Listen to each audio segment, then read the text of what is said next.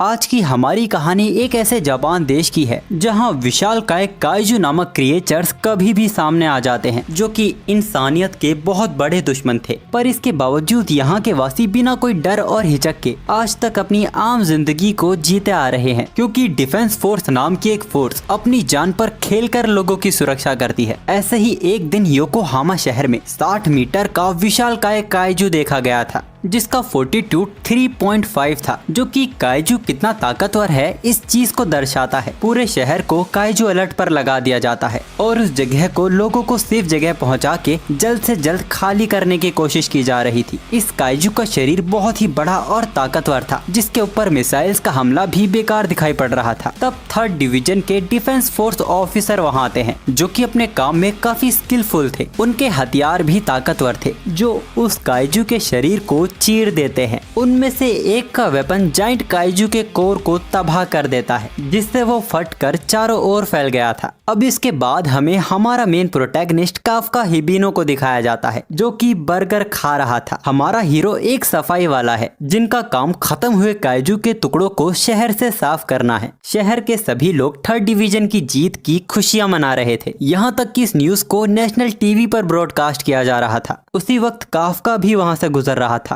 तभी वो एक नाम सुनकर वहीं ठहर जाता है। वो नाम कैप्टन मीना था, जिसने उस विशालकाय काइजू को मार गिराया था। खैर, काफका और उसकी टीम अपने काम पे लग पड़ती है, यानी कि शहर की सफाई करना। लोग इनके काम को बड़े हल्के में लेते हैं, पर इनका काम भी काइजू के खिलाफ एक दूसरी जंग से कम नहीं। सावधानी ना रखी जाए तो लोग इसमें भी घायल होते हैं, और साथ ही उनका ये काम कितना बड़ा होता है, फिर भी उनके काम की कोई अहमियत नहीं। सारा क्रेडिट डिफेंस फोर्स ले जाती है। काफका को पता चला है कि आज उसे इंटेस्टाइन का काम करना होगा, और इस काम से तो हर कोई दूर भागना चाहता है, क्योंकि इंटेस्टाइन की सफाई के दौरान उनका सामना टट्टी से हो जाता है, जिसके बाद उनकी कई दिनों की भूख ही मर जाती है। ये काम भले ही उन्हें अच्छा पैसा, खाना और घर देता है, फिर भी काफका के लिए ये जॉब बुरी है। यही सब बातें काफका सोचने से अपने आप को रोकने की कोशिश कर रहा था। तभी वो टीवी पर कैप्टन मीना को देखता है। अब यहाँ हमें दो हैरान कर देने वाली बातें पता चलती हैं। पहला कि मीना 3rd डिवीजन की कैप्टन, वो पूरे देश में सबसे पॉपुलर कैप्टन है, और दूसरा कि काफका उसके बचपन का दोस्त था, जो उसके साथ डिफेंस फोर्स ज्वाइन करना चाहता था। लेकिन काफका यहाँ फंस गया है। वो अपने आप को समझाने की कोशिश करता है कि उसका काम भी अच्छा है। अब अगले दिन जब काफका अपनी जॉब पर जाता है, वहाँ उसकी मुलाकात रेनो नाम के एक बंदे से होती है, जिसने इस जॉब को आज ही पार्ट टाइम ज्वाइन किया है, और रेनो का भी मकसद डिफेंस फोर्स ज्वाइन करना है। काफका का एक दोस्त रेनो को बताता है कि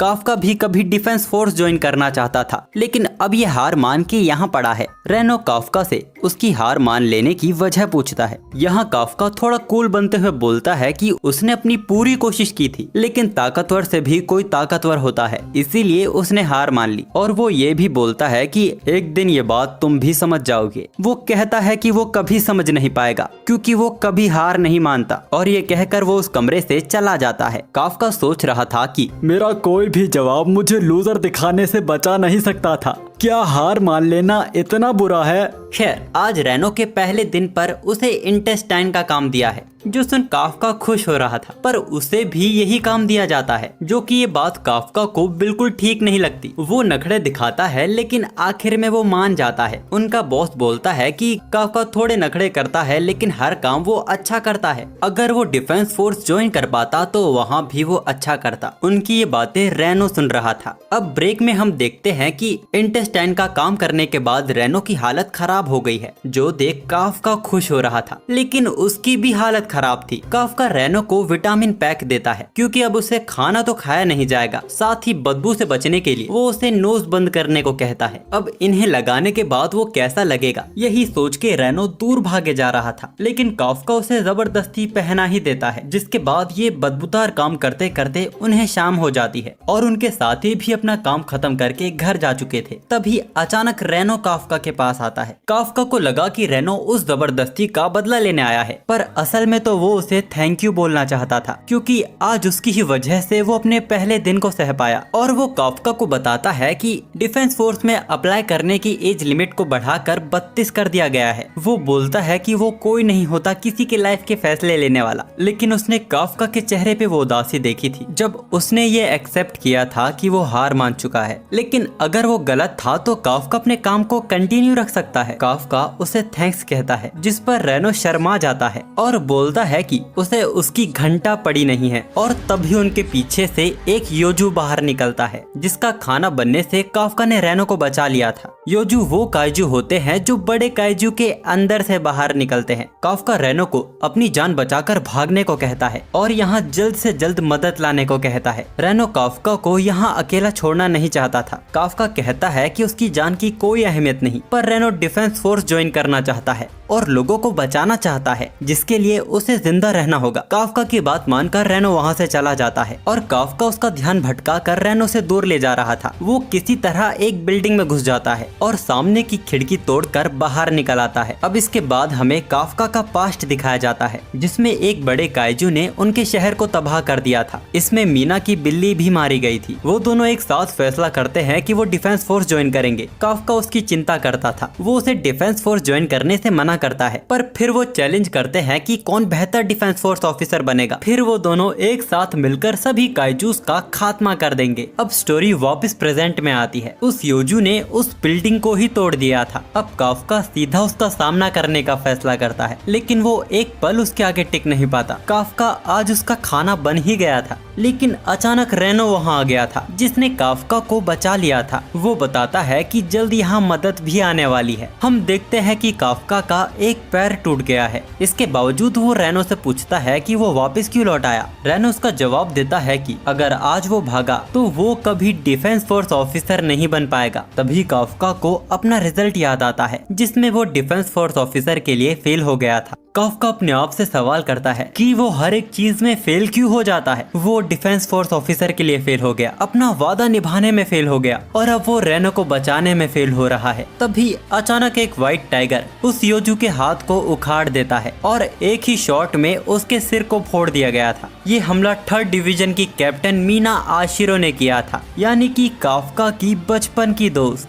इसके बाद उन्हें सीधा होश हॉस्पिटल में आता है। वहाँ काफ्का मीना के बारे में ही सोच रहा था कि वो कितनी स्ट्रांग हो गई है। तभी रेनो से आवाज देता है, जो उसके बगल के बेड पर ही एडमिट था। वो काफ्का को थैंक्स कहता है। अगर आज वो नहीं होता तो आज इस बेड पर उसकी डेड बॉडी पड़ी होती। उसकी ये बात सुनकर काफ्का को अपना मीना से किया वो वादा याद आने लगता है कि कौन सबसे बेहतर डिफेंस फोर्स ऑफिसर बनेगा। अचानक एक आवाज आती है। हम देखते हैं कि काफ्का अपने आप को हिट करके बोलता है कि हार मान लेना गलत नहीं है, पर खुद से झूठ बोलकर रुक जाना ये गलत है। काफ्का ने अपने अगले कदम का फैसला कर लिया था। अचानक वो अपने आगे एक क्रिएचर को देखता है, जो कि शायद काफ्का की ही तलाश में था। वो क्रिएचर काफ्का के मुंह में घुस गया था। काफ्का को फड़फड़ाता देख रेनो पर्दा हटाता है और वो वहाँ काफ्का की जगह एक काइजू को देखता है। काफ्का खुद अपनी शक्ल देखकर हैरान था। तभी एक बूढ़ा पेशेंट काइजू को वहाँ देख डिफेंस फोर्स को इन्फॉर्म कर देता है। अब अचानक कहानी वापस से पास्ट में जाती है और हम छोटी मीना और काफ्का को देखते हैं। छोटा काफ्का मीना को सिखा रहा था कि काइजू का सामना कैसे करते हैं। छोटी मीना को काइजू के नाम से ही डर लगता था, तो काफ्का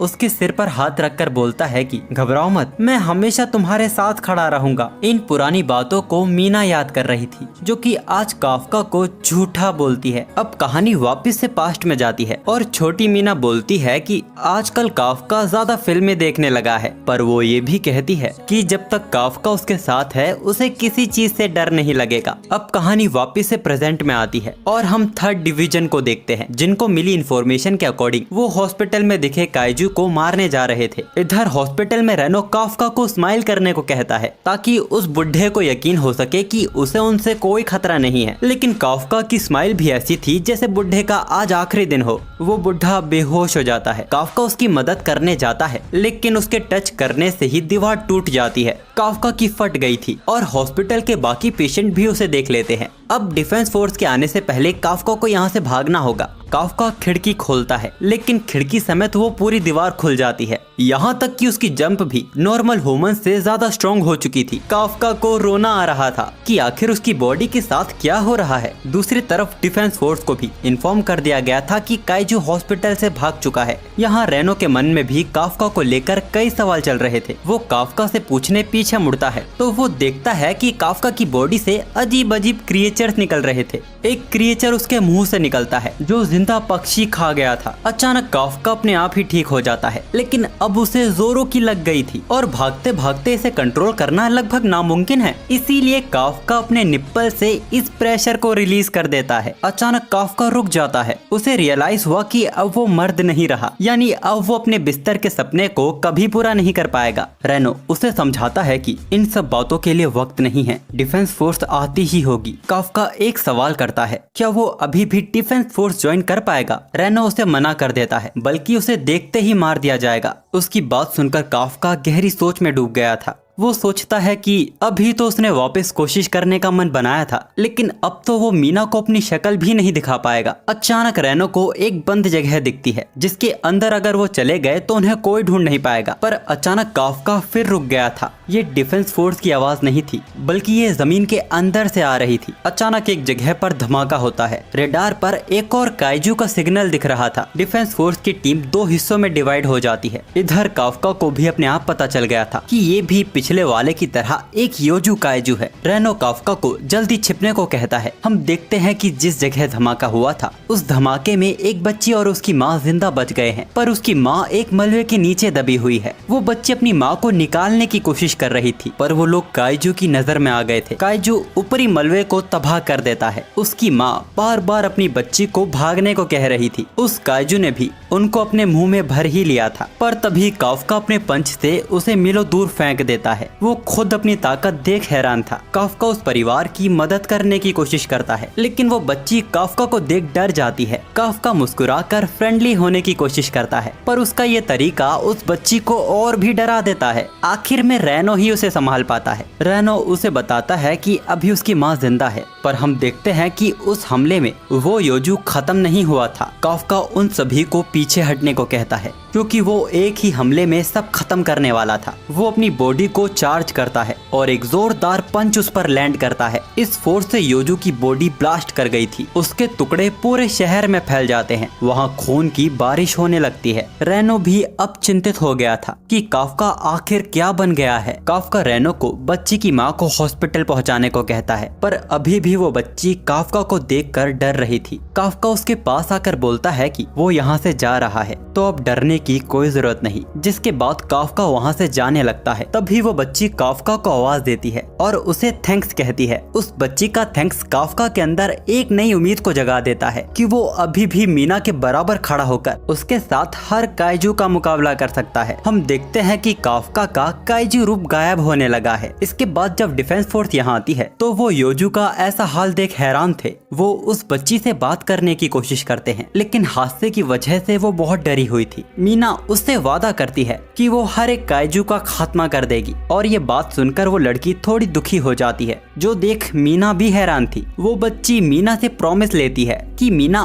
उस अच्छे काइजू को नहीं मारेगी। उस बच्ची की बातें मीना को चौंका देती है। खैर, इस हादसे को 3 महीने बीत चुके हैं और डिफेंस फोर्स अब तक उस हॉस्पिटल वाले काइजू को ढूंढने की कोशिश कर रही है, जिसको उन्होंने कोड नेम काइजू नंबर 8 दिया है। डिफेंस फोर्स की हिस्ट्री में ये पहली बार था जब कोई काइजू इतने वक्त तक डिफेंस फोर्स से बच पाया हो। इन 3 महीनों में रेनो और काफ्का का रिजल्ट भी आ चुका है। रेनो एग्जाम में पास हो गया था और अब वो काफ्का का रिजल्ट उसे देने जा रहा है, लेकिन काफ्का के रिजल्ट को लेके रेनो खुद भी टेंशन में था। वो काफ्का का रिजल्ट चेक करता है, जिसको देख वो स्माइल करता है। काफ्का के दोस्त भी समझ गए थे कि इस बार काफ्का ने एग्जाम पास कर लिया है। वो ये बात काफ्का को जाके बताता है, जो अपने काइजू रूप में लंच कर रहा था। रेनो उसको पीटकर अपना चेहरा ठीक करने को कहता है, पर अभी भी उसके दांत मॉन्स्टर जैसे ही रह गए थे। रेनो उस पे चिल्लाते हुए बोलता है कि किस तरह डिफेंस फोर्स पागलों की तरह उसे पूरे देश में ढूंढ रही है। हमें पता चलता है कि उस दिन ये लोग हॉस्पिटल वापस चले गए थे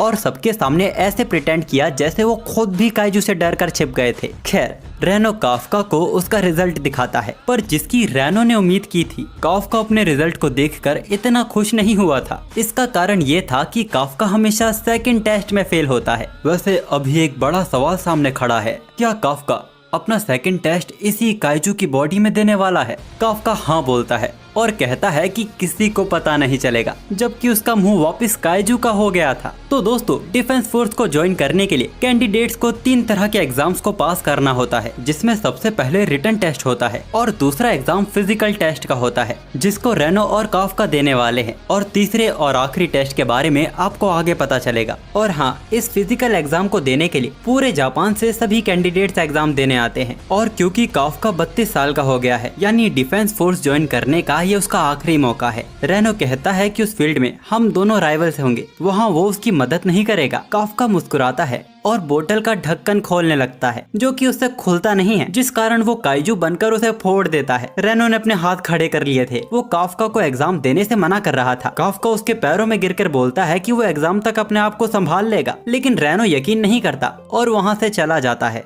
अब रेनो के जाने के बाद काफ्का अपने से ही बात करने लगता है। वो सोचता है कि अगर वो फेल हो जाता और रेनो पास हो जाता तो फिर रेनो कभी उसे सर कहकर नहीं बुलाता, और अब अपने आप ही काफ्का का काइजू फॉर्म गायब होने लगता है। खैर, उनका एग्जाम डिफेंस फोर्स के ताचिकावा बेस पर होने वाला था, और यहाँ की सिक्योरिटी देखने के बाद उनको अंदाजा हो गया था कि अगर काफ्का यहाँ गलती से भी काइजू बन गया तो यहाँ तुरंत उसका निपटारा हो जाएगा। वैसे उन लोगों की तरह यहाँ और भी कैंडिडेट्स आए हैं, जिनमें से एक काफ्का को अंकल कहकर बुलाती है, जो सुन काफ्का गुस्सा हो जाता है, क्योंकि वो बस 32 साल का ही तो है। रेनो उसे सच बताता है कि 32 वाले को अंकल ही बोलते हैं। खैर, वो लड़की उन्हें यहाँ से उनकी वैन हटाने को बोल रही थी, क्योंकि यहाँ पे वो अपनी जी वैगन खड़ी करेगी, क्योंकि आज उसका लकी नंबर 5 है, जो कि काफ्का की पार्किंग पॉइंट का नंबर है। काफ्का को गुस्सा आ जाता है, तो वो लड़की अपने कपड़े उतारने लगती है, जो देख काफ्का अपनी आंखें बंद कर लेता है।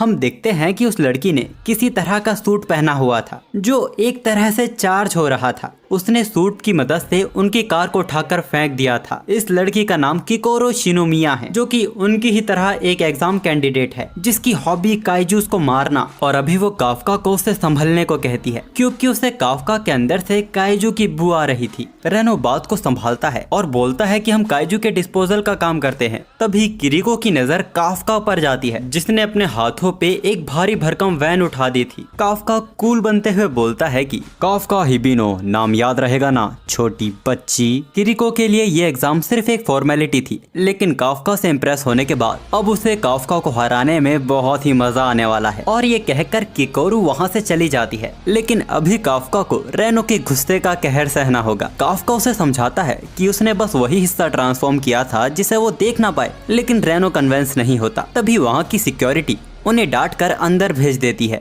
अब फिटनेस टेस्ट शुरू होता है, और शुरू से ही काफ्का बड़ा बेकार परफॉर्म कर रहा था। उसकी 32 साल की उम्र जवान छोरों के बीच रुकावट बन रही थी। 225 कैंडिडेट्स में काफ्का का नंबर 219 आता है, तो वहीं किकोरू की पोजीशन 5th आई थी, जो कि वो काफ्का को दिखाकर उसकी पुरानी बातें उसे याद दिलाती है। काफ्का रोते हुए उससे बोलता है, मेरा मुंह निकल गई, मैं मरी जाऊंगा भगवान।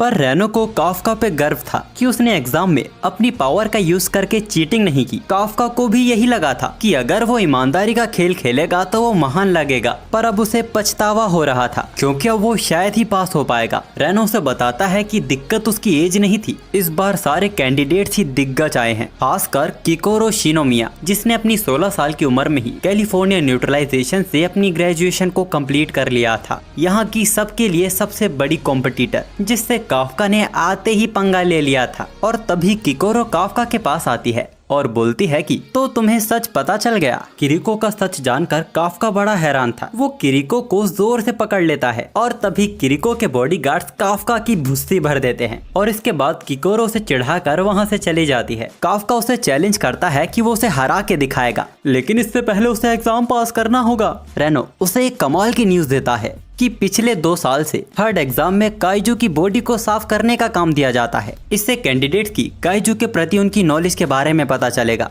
और इसीलिए रेनो ने पार्ट टाइम काइजू की बॉडी को डिस्पोजल करने का काम किया था। अब हमें पता चलता है कि ये एग्जाम वाइस कैप्टन होशिनो की देखरेख में होने वाला है और उनका असल एग्जाम काइजू को ढूंढकर उन्हें खत्म करना था। काफ्का और रेनो वो दोनों ही हैरान थे, लेकिन ऐसा भी नहीं था कि उन्हें ऐसे ही काइजू के सामने फेंक दिया जाएगा। सभी कैंडिडेट्स को इजोमो टेक गियर सूट दिए जाते हैं। ये वही सूट है जो ऑफिसर्स काइजू का सामना करते दौरान पहनते हैं। ये सूट नॉर्मल ह्यूमन की क्षमता को कई गुना बढ़ा देता है, लेकिन ये चीज भी मायने रखती है कि सूट को पहना किसने है। काइजू के शरीर से बना ये सूट ऑफिसर्स की बॉडी से पूरी तरह चिपक जाता है, जैसे वो उनके ही शरीर का एक हिस्सा है। रेनो इस सूट की 8% पावर का यूज कर पा रहा था। हारुइची नाम का कैंडिडेट इस सूट की 18% पावर का यूज कर पा रहा था। आओई कागुराकी इस सूट की 15% पावर का यूज कर पा रहा था। इहारू इस सूट की 18% पावर का यूज कर पा रहा था। और असल में ये काफी अच्छा नंबर है, क्योंकि अच्छी ट्रेनिंग के बावजूद कई ऑफिसर्स 20% के आगे कभी बढ़ ही नहीं पाते। लेकिन किकोरो शिनोमिया ने वहाँ सबको हैरान कर दिया था। वो इस सूट की 49% पावर का यूज कर पा रही थी, जो कि अब तक के कैंडिडेट्स में सबसे हाईएस्ट स्कोर था। लेकिन एक और शख्स था जिसने वहाँ इतिहास रच दिया था, काफ्का हिबिनो, जिसकी अनलिश पावर 0 दिखा रही थी। आज तक ऐसा कोई कैंडिडेट सामने ही नहीं आया जो सूट की 1% पावर का भी यूज ना कर पा रहा हो। ये लगभग नामुमकिन था। एक जगह काफ्का को समझ नहीं आ रहा था कि ऐसा उसके साथ ही क्यों हो रहा है, तो वहीं किकोरो को लगता है कि काफ्का उनके साथ खेल खेल रहा है, क्योंकि वो तो काफ्का की ताकत का नमूना पार्किंग लॉट में ही देख चुकी थी। लेकिन उनके बीच एक और शख्स था जिसका काफ्का एंटरटेनमेंट बन गया था। जिस फील्ड में इनका एग्जाम होने वाला है वहाँ एक बड़ा होंजू काइजू है और 36 योजू काइजू है। ये पिछले साल पकड़े गए वही काइजूस हैं जिन्होंने हाचीओची में 16 लोगों को मार दिया था। जाहिर सी बात है कि इस एग्जाम में इन लोगों की जान भी जा सकती है और इसीलिए सभी कैंडिडेट्स पर ड्रोन के जरिए नजर रखी जाएगी। और अगर ऐसा लगता है कि किसी कैंडिडेट की जान खतरे में है तो उनके सूट में मौजूद शील्ड को एक्टिवेट कर दिया जाएगा, लेकिन इसके साथ ही वो एग्जाम में फेल कर दिया जाएगा। पर किसी के चेहरे पर एक शिकन नहीं थी और वो सभी लोग फील्ड में कूद पड़ते हैं। किकोरो अपनी सूट की पावर का यूज करते हुए एक अलग ही अंदाज में 2 योजू को मार गिराया था। तो एक तरफ काफ्का जिसने किकोरो को हराने का चैलेंज दिया था, वो बिना सूट की पावर के गन तक को उठा नहीं पा रहा था। तभी सभी कैंडिडेट्स के बीच ही अनाउंस किया जाता है कि इस एग्जाम को 3rd डिवीजन की कैप्टन मीना भी देखने आई है। और एक गुप्त बात मैं आपको बताना चाहता हूँ कि मीना कैंडिडेट्स में काफ्का का नाम देखने के बाद ही यहाँ आई है। काफ्का को मीना से किया वो वादा याद आता है। काफ्का शांत दिमाग से सोचने लगता है। उसने रियलाइज किया कि हर मोमेंट पे नजर रखने के लिए इतने ड्रोन का यूज तो नहीं किया जाना चाहिए। असल में इस एग्जाम में एग्जामिनर्स इस चीज को भी जज करेंगे कि हर एक कैंडिडेट हर एक सिचुएशन में अपने आप को किस तरह ढालता है। काफ्का रेनो के साथ हर अटैकर को सपोर्ट देने का फैसला करता है। इस फील्ड में जितने भी योजू को छोड़ा गया है वो सभी देख नहीं सकते, लेकिन उनके सुनने की क्षमता बहुत तेज है। इसीलिए सभी कैंडिडेट्स के सूट में जानबूझकर साउंड बॉम्ब दिया गया था। और काफ्का इतना सब कुछ अपने पुराने काम की वजह से जानता है। उसने योजू की वीकनेस बताकर भी सबकी मदद की थी। काफ्का की अचानक इम्प्रूवमेंट देख वाइस कैप्टन भी हैरान था। काफ्का का भी आत्मविश्वास बढ़ गया था कि वो अपनी पावर्स के बिना भी एग्जाम पास कर सकता है। और तभी एक और योजू उन पे हमला कर देता है। इस अचानक हमले ने काफ्का की हड्डियों और कुछ सेंसिटिव ऑर्गन्स को डैमेज कर दिया था। काफ्का उठने के काबिल नहीं बचा था। उसकी शील्ड भी ओपन कर दी जाने वाली थी। काफ्का अभी भी उठने की कोशिश कर रहा था क्योंकि मीना उसे देख रही थी। वो काइजू भी उसके काफी करीब आ चुका था। शील्ड भी ओपन कर दी जाने वाली थी, लेकिन अचानक किरिको वहां आ जाती है और उसने योजू को मारकर काफ्का को डिस्क्वालीफाई होने से बचा लिया था। वो बोलती है कि उसके होते हुए कोई हार नहीं सकता और काफ्का को चढ़ाने के बाद वो सीधा होंजू की तरफ जा रही थी। मैं आपको बता दूं कि गियर सूट वेपन्स की क्षमता को भी बढ़ा देता है, इसीलिए किकोरू सभी काइजूस को आसानी से मार पा रही थी। अब इधर क्योंकि काफ्का का पैर टूट चुका था तो अब टेस्ट में उसका कंटिन्यू रखना लगभग नामुमकिन था। उसे गिव अप करने की एडवाइस दी जाती है, लेकिन काफ्का का जुनून उसे हार मानने नहीं दे रहा था। उसकी ह्यूमन स्पिरिट सूट की अनलिश पावर को 0.0% बढ़ा देती है। वो अपने पैरों पे वापस खड़ा हो गया था। शायद सूट की वजह से वाइस कैप्टन भी उसे कंटिन्यू रखने की परमिशन दे देते हैं। काफ्का रेनो को उसकी परवाह न करते हुए आगे बढ़ने को कहता है, जैसा उसने एग्जाम से पहले कहा भी था। लेकिन रेनो उसके साथ खड़ा है। काफ्का भी रेनो की जिद को अच्छे से जानता था। वो काफ्का को अपनी पीठ पे बैठाकर भागने लगता है, जो देख वाइस कैप्टन होशिनो की हंसी रुकने का नाम ही नहीं ले रही थी और अब रेनो को भी थोड़ी शर्म आने लगी थी। वो अपनी सूट की पावर का यूज करके और भी तेज भागने लगता है। वहीं दूसरी तरफ किकोरो शिनोमिया सभी योजूस को खत्म करने के बाद सबसे पहले होंजू पे एक ग्रेनेड फेंकती है, जिसके दर्द से वो चिल्लाने लगा था।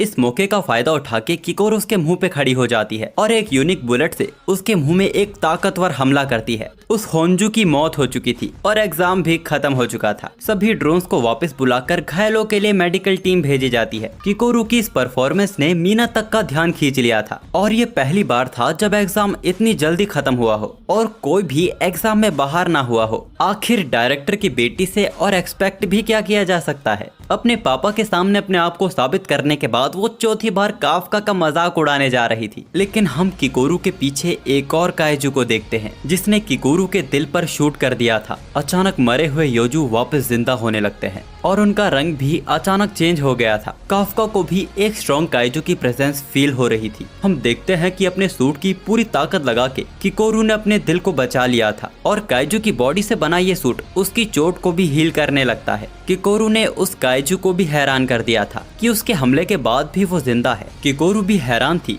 कि ये काइजू इंसानों जैसे बात कर सकता है, यहाँ तक कि उसकी सोच भी इंसानों जैसी थी। उसने किकोरू के शरीर को छन्नी कर दिया था। डिपार्टमेंट भी हैरान था कि मरे हुए काइजू वापस जिंदा कैसे हो सकते हैं। साइंटिस्ट बताती है कि जिंदा हुए होंजू का फोर्टीट्यूड 6.4 दिखा रहा है, मतलब कि इसको हराने के लिए पूरा डिफेंस फोर्स लगेगा। वो अनजान काइजू वापस धुएं में गायब हो जाता है। अब हम देखते हैं कि उस होंजू का रूप बिल्कुल ही बदल गया है। वाइस कैप्टन होशिनो अच्छे से जानते थे कि थर्ड डिवीजन में सिर्फ 2 लोग ही इसको हरा सकते हैं। पहले तो कैप्टन मीना और दूसरे वो खुद। किकोरू अपनी इंजरीज को हील करते हुए उठने की कोशिश कर रही थी, लेकिन वो होंजू उसे दीवार में दे मारता है। इसमें वो बुरी तरह घायल हो चुकी थी, लेकिन वो हार नहीं मानती क्योंकि किकोरू को अपने फादर के लिए परफेक्ट बनना है। किकोरू शिनोमिया हमेशा से टॉपर थी। अक्सर हर कोई उसकी तारीफ करता था, लेकिन उसे वो कभी नहीं मिला जो सबके पास था। किकोरू के फादर ने कभी उसे अप्रिशिएट नहीं किया। वो अपनी बेटी को परफेक्ट चाहते थे, जो अपनी मरी हुई माँ और इस देश के लिए कुछ कर सके।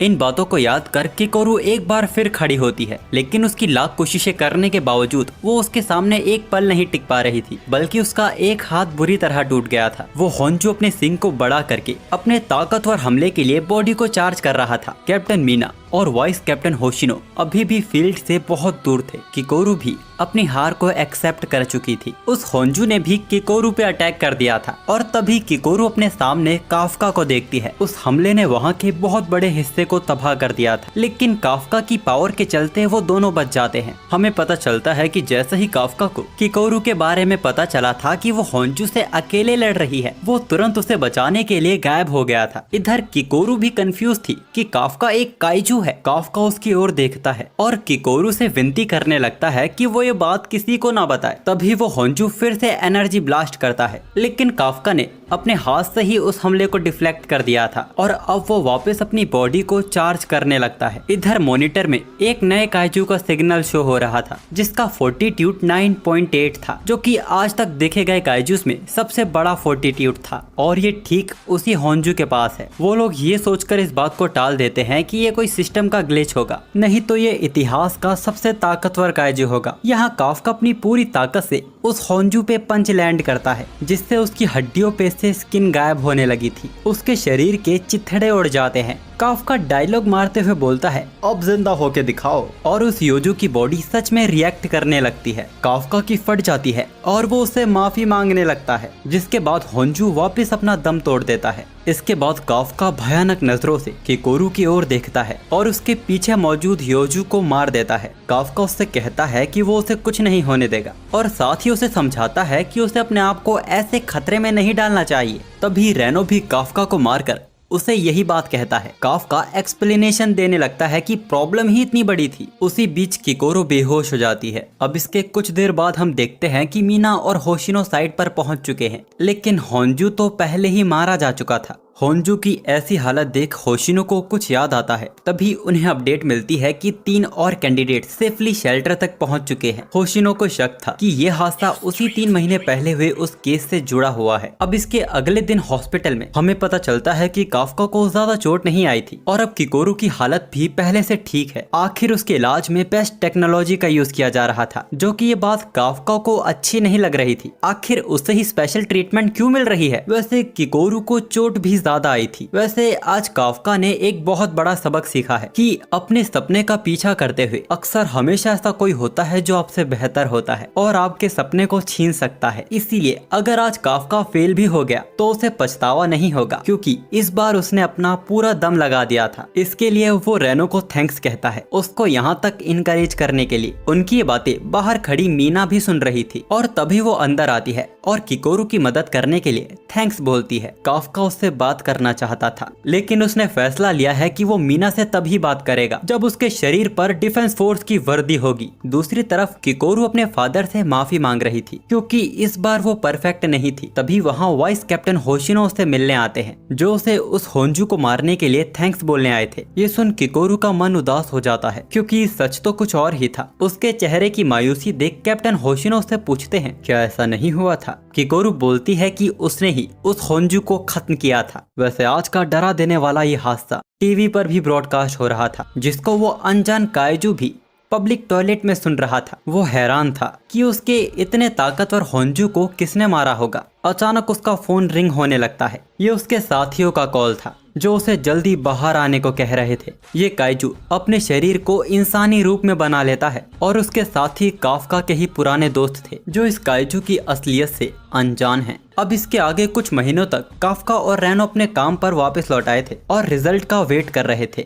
और आज उनका रिजल्ट आने वाला है, जिसको लेकर काफका की बहुत फटी हुई थी। तभी उनका बॉस उन्हें बताता है कि उनके नाम के लेटर आए हैं। ये काफका का आखिरी मौका था। क्या वो एग्जाम में पास होकर कभी मीना के बराबर खड़ा हो पाएगा? अब सीन शिफ्ट होकर डिफेंस फोर्स हेडक्वार्टर जाता है, जहां सभी पास हुए कैंडिडेट्स इकट्ठा हुए थे। उनमें रेनो भी मौजूद था, लेकिन काफका वहां कहीं दिखाई नहीं दे रहा था। हमें पता चलता है कि किकोरू की बचपन की दोस्त वो भी पास होकर इसी डिवीजन में है। यहाँ रेनो की मुलाकात इहारू से होती है और उनकी पहली मुलाकात में ही वो दोनों अच्छे दोस्त बन जाते हैं। इहारू रेनो से काफका के बारे में पूछता है। रेनो भी बताते वक्त थोड़ा मायूस हो गया था। तभी कैप्टन मीना सभी नए ऑफिसर्स के स्वागत के लिए स्टेज पर आती है, और क्योंकि किकोरू ने टॉप किया था, इसीलिए उसे भी ओथ लेने के लिए स्टेज पर बुलाया जाता है। ओथ खत्म हो जाने के बाद मीना एक बार फिर किकोरू को थैंक्स कहती है, एग्जाम के बीच हुई अचानक गड़बड़ को संभालने के लिए। हालांकि किकोरू अच्छे से जानती थी कि इन शाबाशियों की हकदार वो नहीं है। वहाँ उसकी आंखें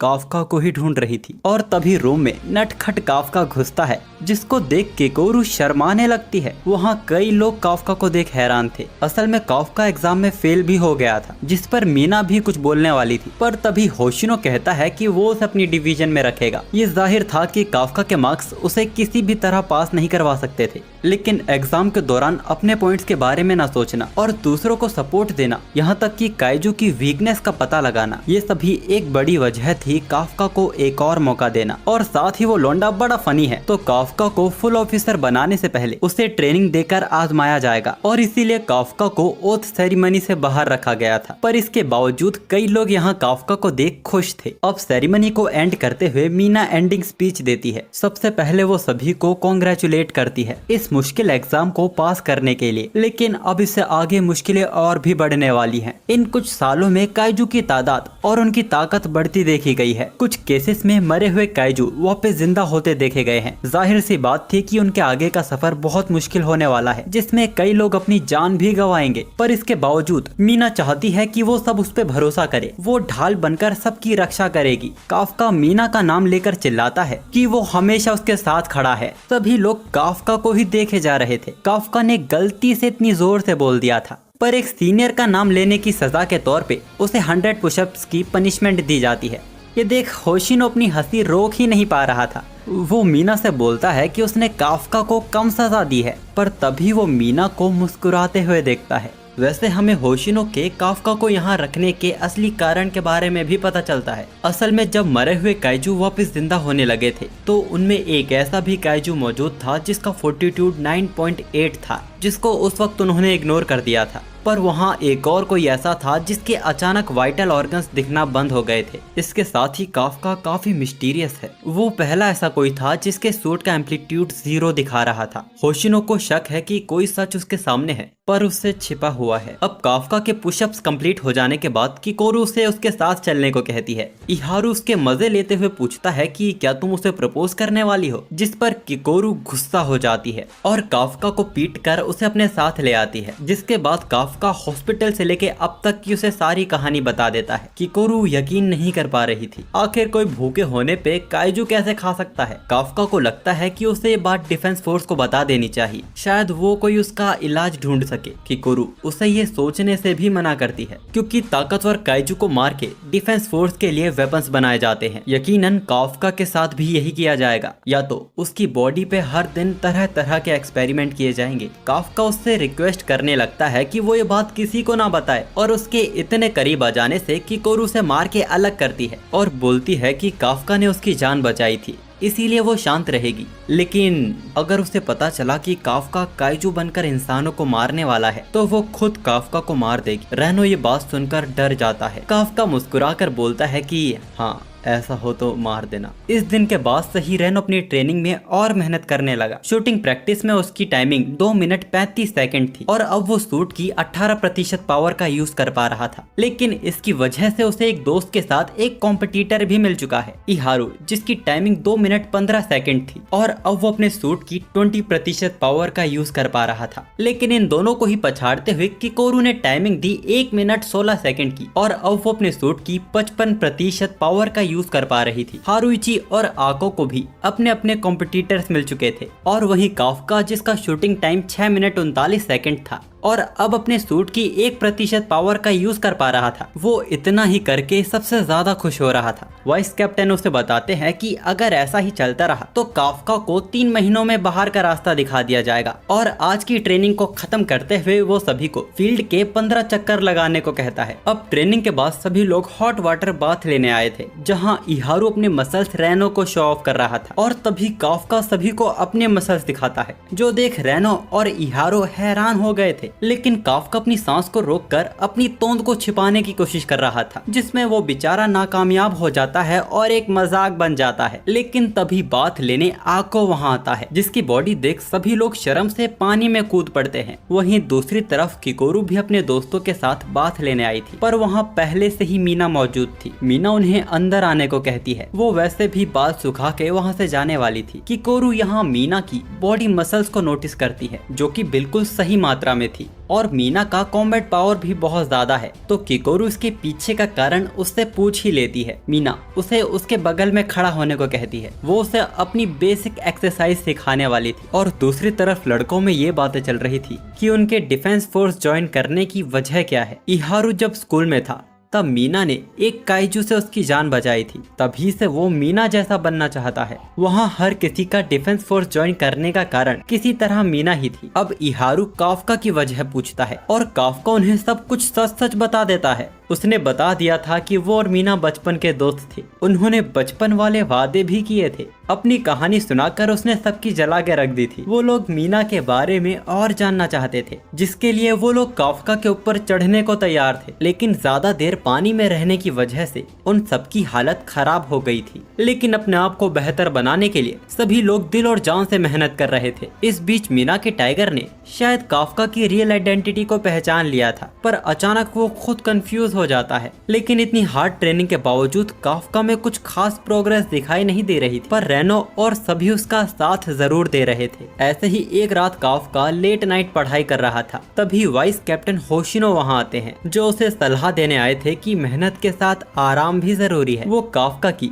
इतनी मेहनत का कारण पहले से ही जानते थे, क्योंकि डॉम में बोली गई हर बात रिकॉर्ड होती है। वाइस कैप्टन काफका से पूछते हैं, क्या मैं ये समझूं कि तुम मेरी जगह लेने की कोशिश कर रहे हो? काफका हड़बड़ाहट में मना करने लगता है, लेकिन सच तो यही था कि हाँ वो उसकी जगह लेके रहेगा, जो कि वो यहाँ ये एक्सेप्ट भी करता है। वाइस कैप्टन होशिनो जोर से टेबल पर हाथ मारता है और काफका को 2 घंटे देता है, जिसके बाद वो लाइट ऑफ करके और डोर लॉक करके अपने रूम में आराम के लिए चला जाए। पर हाँ, वो ये भी बोलता है कि वो काफका को उसकी जगह नहीं लेने देगा। साथ ही वो यहाँ काफका को किसी से लगाव ना रखने को कहता है, क्योंकि उनके काम में जान की गारंटी नहीं होती। तभी पूरे बेस में इमरजेंसी अलार्म जोर से बजने लगता है। ये काइजू अलर्ट था, मतलब कि उनके पहले मिशन का वक्त आ गया है। सगामिया में बहुत बड़ा होंजू देखा गया है, जिसके आसपास में और उसके अंदर बड़ी तादाद में योजू काइजू मौजूद हैं। मीना कहती है कि वो होंजू को अकेले संभाल लेगी और बाकियों को वो उसके साथ कोऑपरेट करने को कहती है। वहाँ के आम वासियों को सगामिया से दूर ले जाने का काम शुरू कर दिया गया था और उन सभी काइजू को खत्म करने के लिए डिफेंस फोर्स भी निकल पड़ी थी। किकोरू अब तक इस बात पर यकीन नहीं कर पाई है कि उसके सामने बैठा काफका वही काइजू नंबर 8 है, लेकिन उसने काफका से बहुत उम्मीदें लगाई हुई हैं। तभी वहाँ काफका को उल्टी आने लगती है और किकोरू ठीक उसके सामने बैठी हुई थी। मिशन की घबराहट के चलते काफका ने कुछ ज्यादा ही खा लिया था। खैर, डिफेंस फोर्स प्लान बनाती है कि होंजू को इस शहर के सेंट्रल एरिया में मारा जाएगा, ताकि शहर को कम से कम नुकसान पहुंचाया जाए। वैसे भले ही होंजू काफी बड़ा है, लेकिन असली खतरा वो छोटे योजू हैं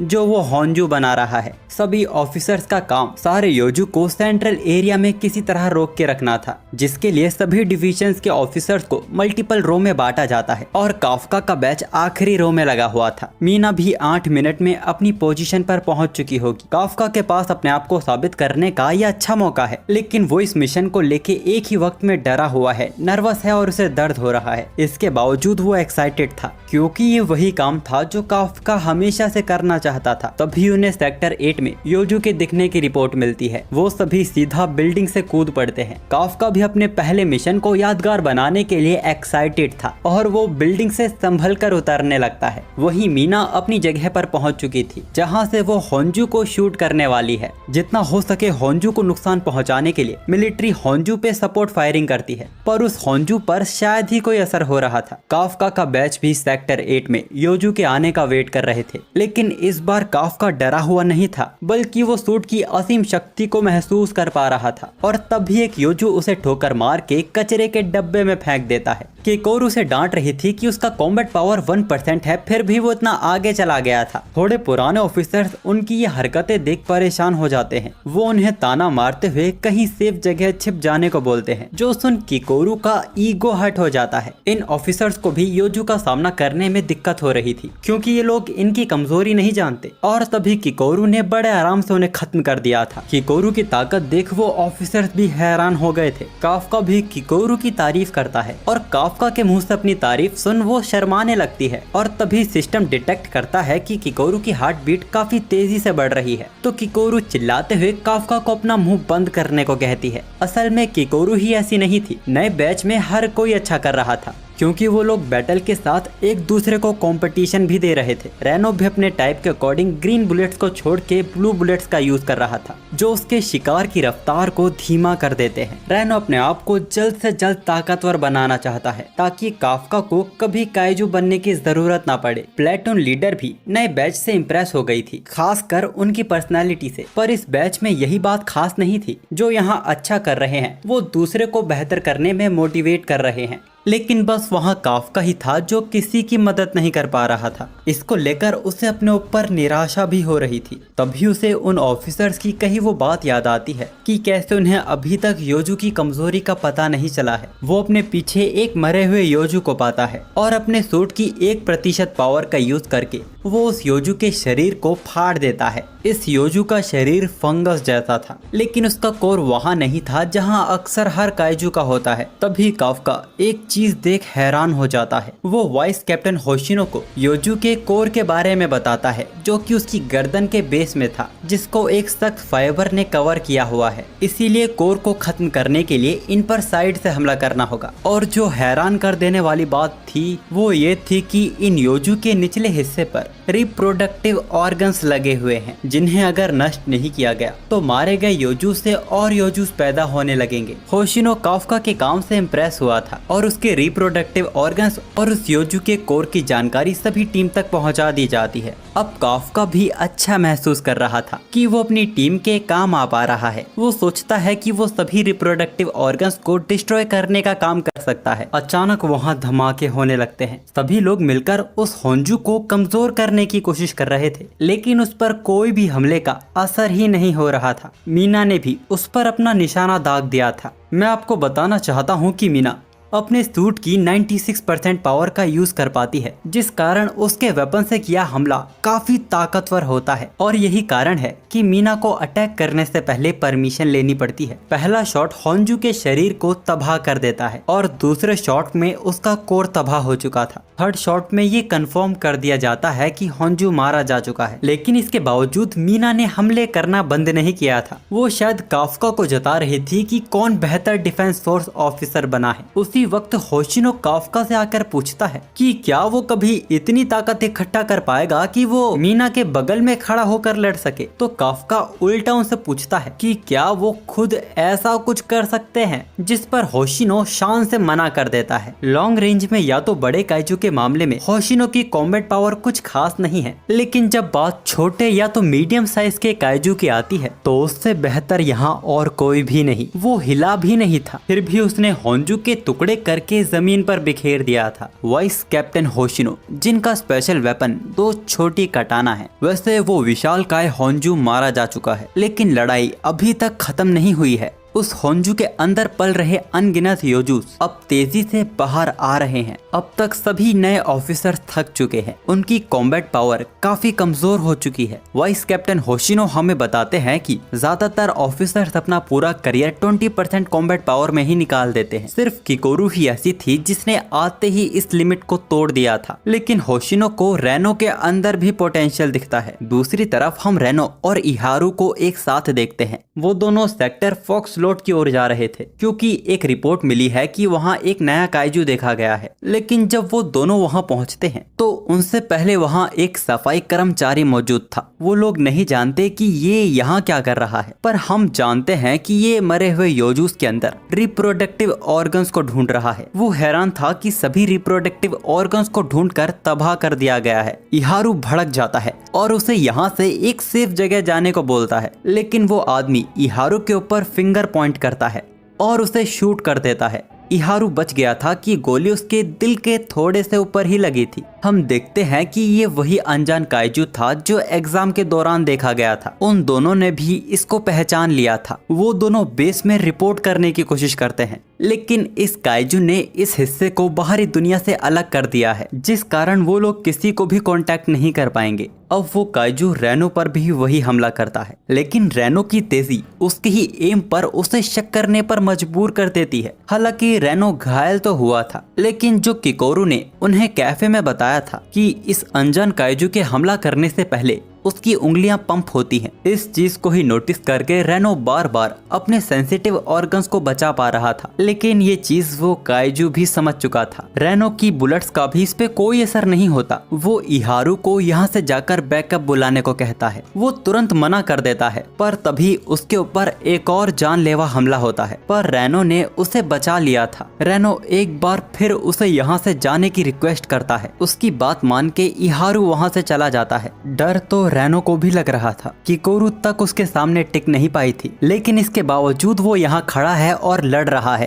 क्योंकि उसे काफ्का जैसा डिफेंस फोर्स ऑफिसर बनना है जो अपनी जान की परवाह किए बिना अपने साथियों की जान बचाते हैं। दूसरी तरफ इहारू भागते भागते गिर जाता है। असल में वो गहरी सोच में डूबा हुआ था। वो रेनो जो अपने सूट की 8% पावर का ही यूज कर पाता था, आज वो बढ़कर 18 हो चुकी है, जबकि वो पिछले 2 हफ्तों से 20 पर ही अटका हुआ है। वाइस कैप्टन होशिनो ने उन्हें बताया था कि ज्यादातर ऑफिसर्स अपने पूरे करियर में सूट की सिर्फ 20 से 30% पावर का ही यूज कर पाते हैं, लेकिन इसको ब्रेक करने की क्षमता हर किसी में होती है। इहारू सोचता है कि जब से उसने डिफेंस फोर्स ज्वाइन करने का सपना देखा था, तब से हर एक दिन वो अपने आप को ताकतवर बनाने को पुश करता आ रहा है, लेकिन रेनो ने ऐसे उसे सरपास कर दिया जैसे कोई बड़ी बात ही ना हो। वहाँ दूसरी तरफ उस काइजू को भी एहसास हो गया था कि रेनो पर उसके आम हमले काम नहीं करेंगे, इसीलिए वो अपने 2 और हाथों को बाहर निकाल लेता है और इस बार उसने अपनी सभी फिंगर्स को एक साथ पंप किया था। लेकिन वो हमला रेनो को लग पाता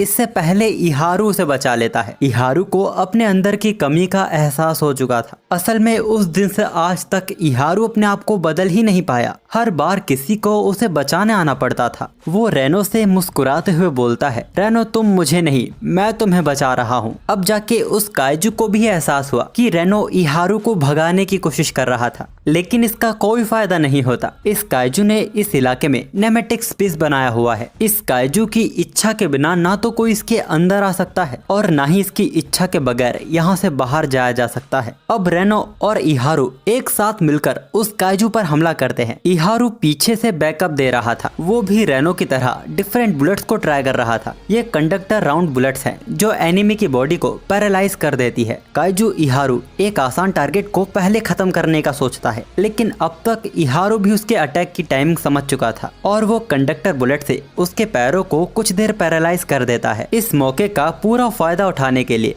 रेनो अपनी कॉम्बैट पावर की लिमिट को तोड़ने की पूरी कोशिश कर रहा था। काइजू के शरीर के हिस्से इधर उधर बिखरने लगते हैं, लेकिन धुआं हटने के बाद हमें पता चलता है कि उस काइजू ने अपने सामने मरे हुए योजू के ढेर को इकट्ठा कर दिया था। वो अचानक बाहर निकलता है और रेनो के शरीर को छन्नी कर देता है। दूसरी तरफ फोर्स को भी रियलाइज हो चुका था कि कुछ देर से रेनो और इहारू से कांटेक्ट नहीं हो पा रहा है। काफका को उनकी चिंता हो रही थी। तभी वो एक मरे हुए योजू की बॉडी को रिएक्ट करते हुए देखता है। काफका और किकोरू दोनों ही समझ चुके थे कि किसकी वापसी हुई है। दूसरी तरफ रेनो लगभग अपनी कॉन्शियसनेस खो ही बैठा था, लेकिन वो अभी भी अपने बहते खून को रोकने की कोशिश करता है और फिर खड़ा होने की कोशिश कर रहा था। इहारू की कंडक्टर राउंड्स भी अब बेअसर थी, जिसके बाद वो इहारू के हाथों और पैरों को डैमेज कर देता है और रेनो जितना उठने की कोशिश कर रहा था वो काइजू से उतना ही तड़पा रहा था। इहारू को अपने पे गुस्सा आ रहा था कि उसका साथी उसके ही सामने मारा जा रहा है और वो कुछ भी नहीं कर पा रहा। वो मान चुका था कि रेनो उससे ज्यादा स्ट्रांग है और शायद एक दिन वो कैप्टन भी बन जाएगा, इसीलिए वो नहीं चाहता कि रेनो का अंत ऐसे हो। वो गन उठाकर काइजू पे हमला करता है, लेकिन उस गन की बुलेट खत्म हो चुकी थी। सब कुछ खत्म हो चुका था। उस काइजू ने वापस अपनी फिंगर पॉइंट कर ली थी। इहारू गॉड या एविल जो भी सुप्रीम बीइंग सच में मौजूद है, वो उससे अपने दोस्त की जान की भीख मांग रहा था। वो काइजू रेनो को खत्म करने वाला था,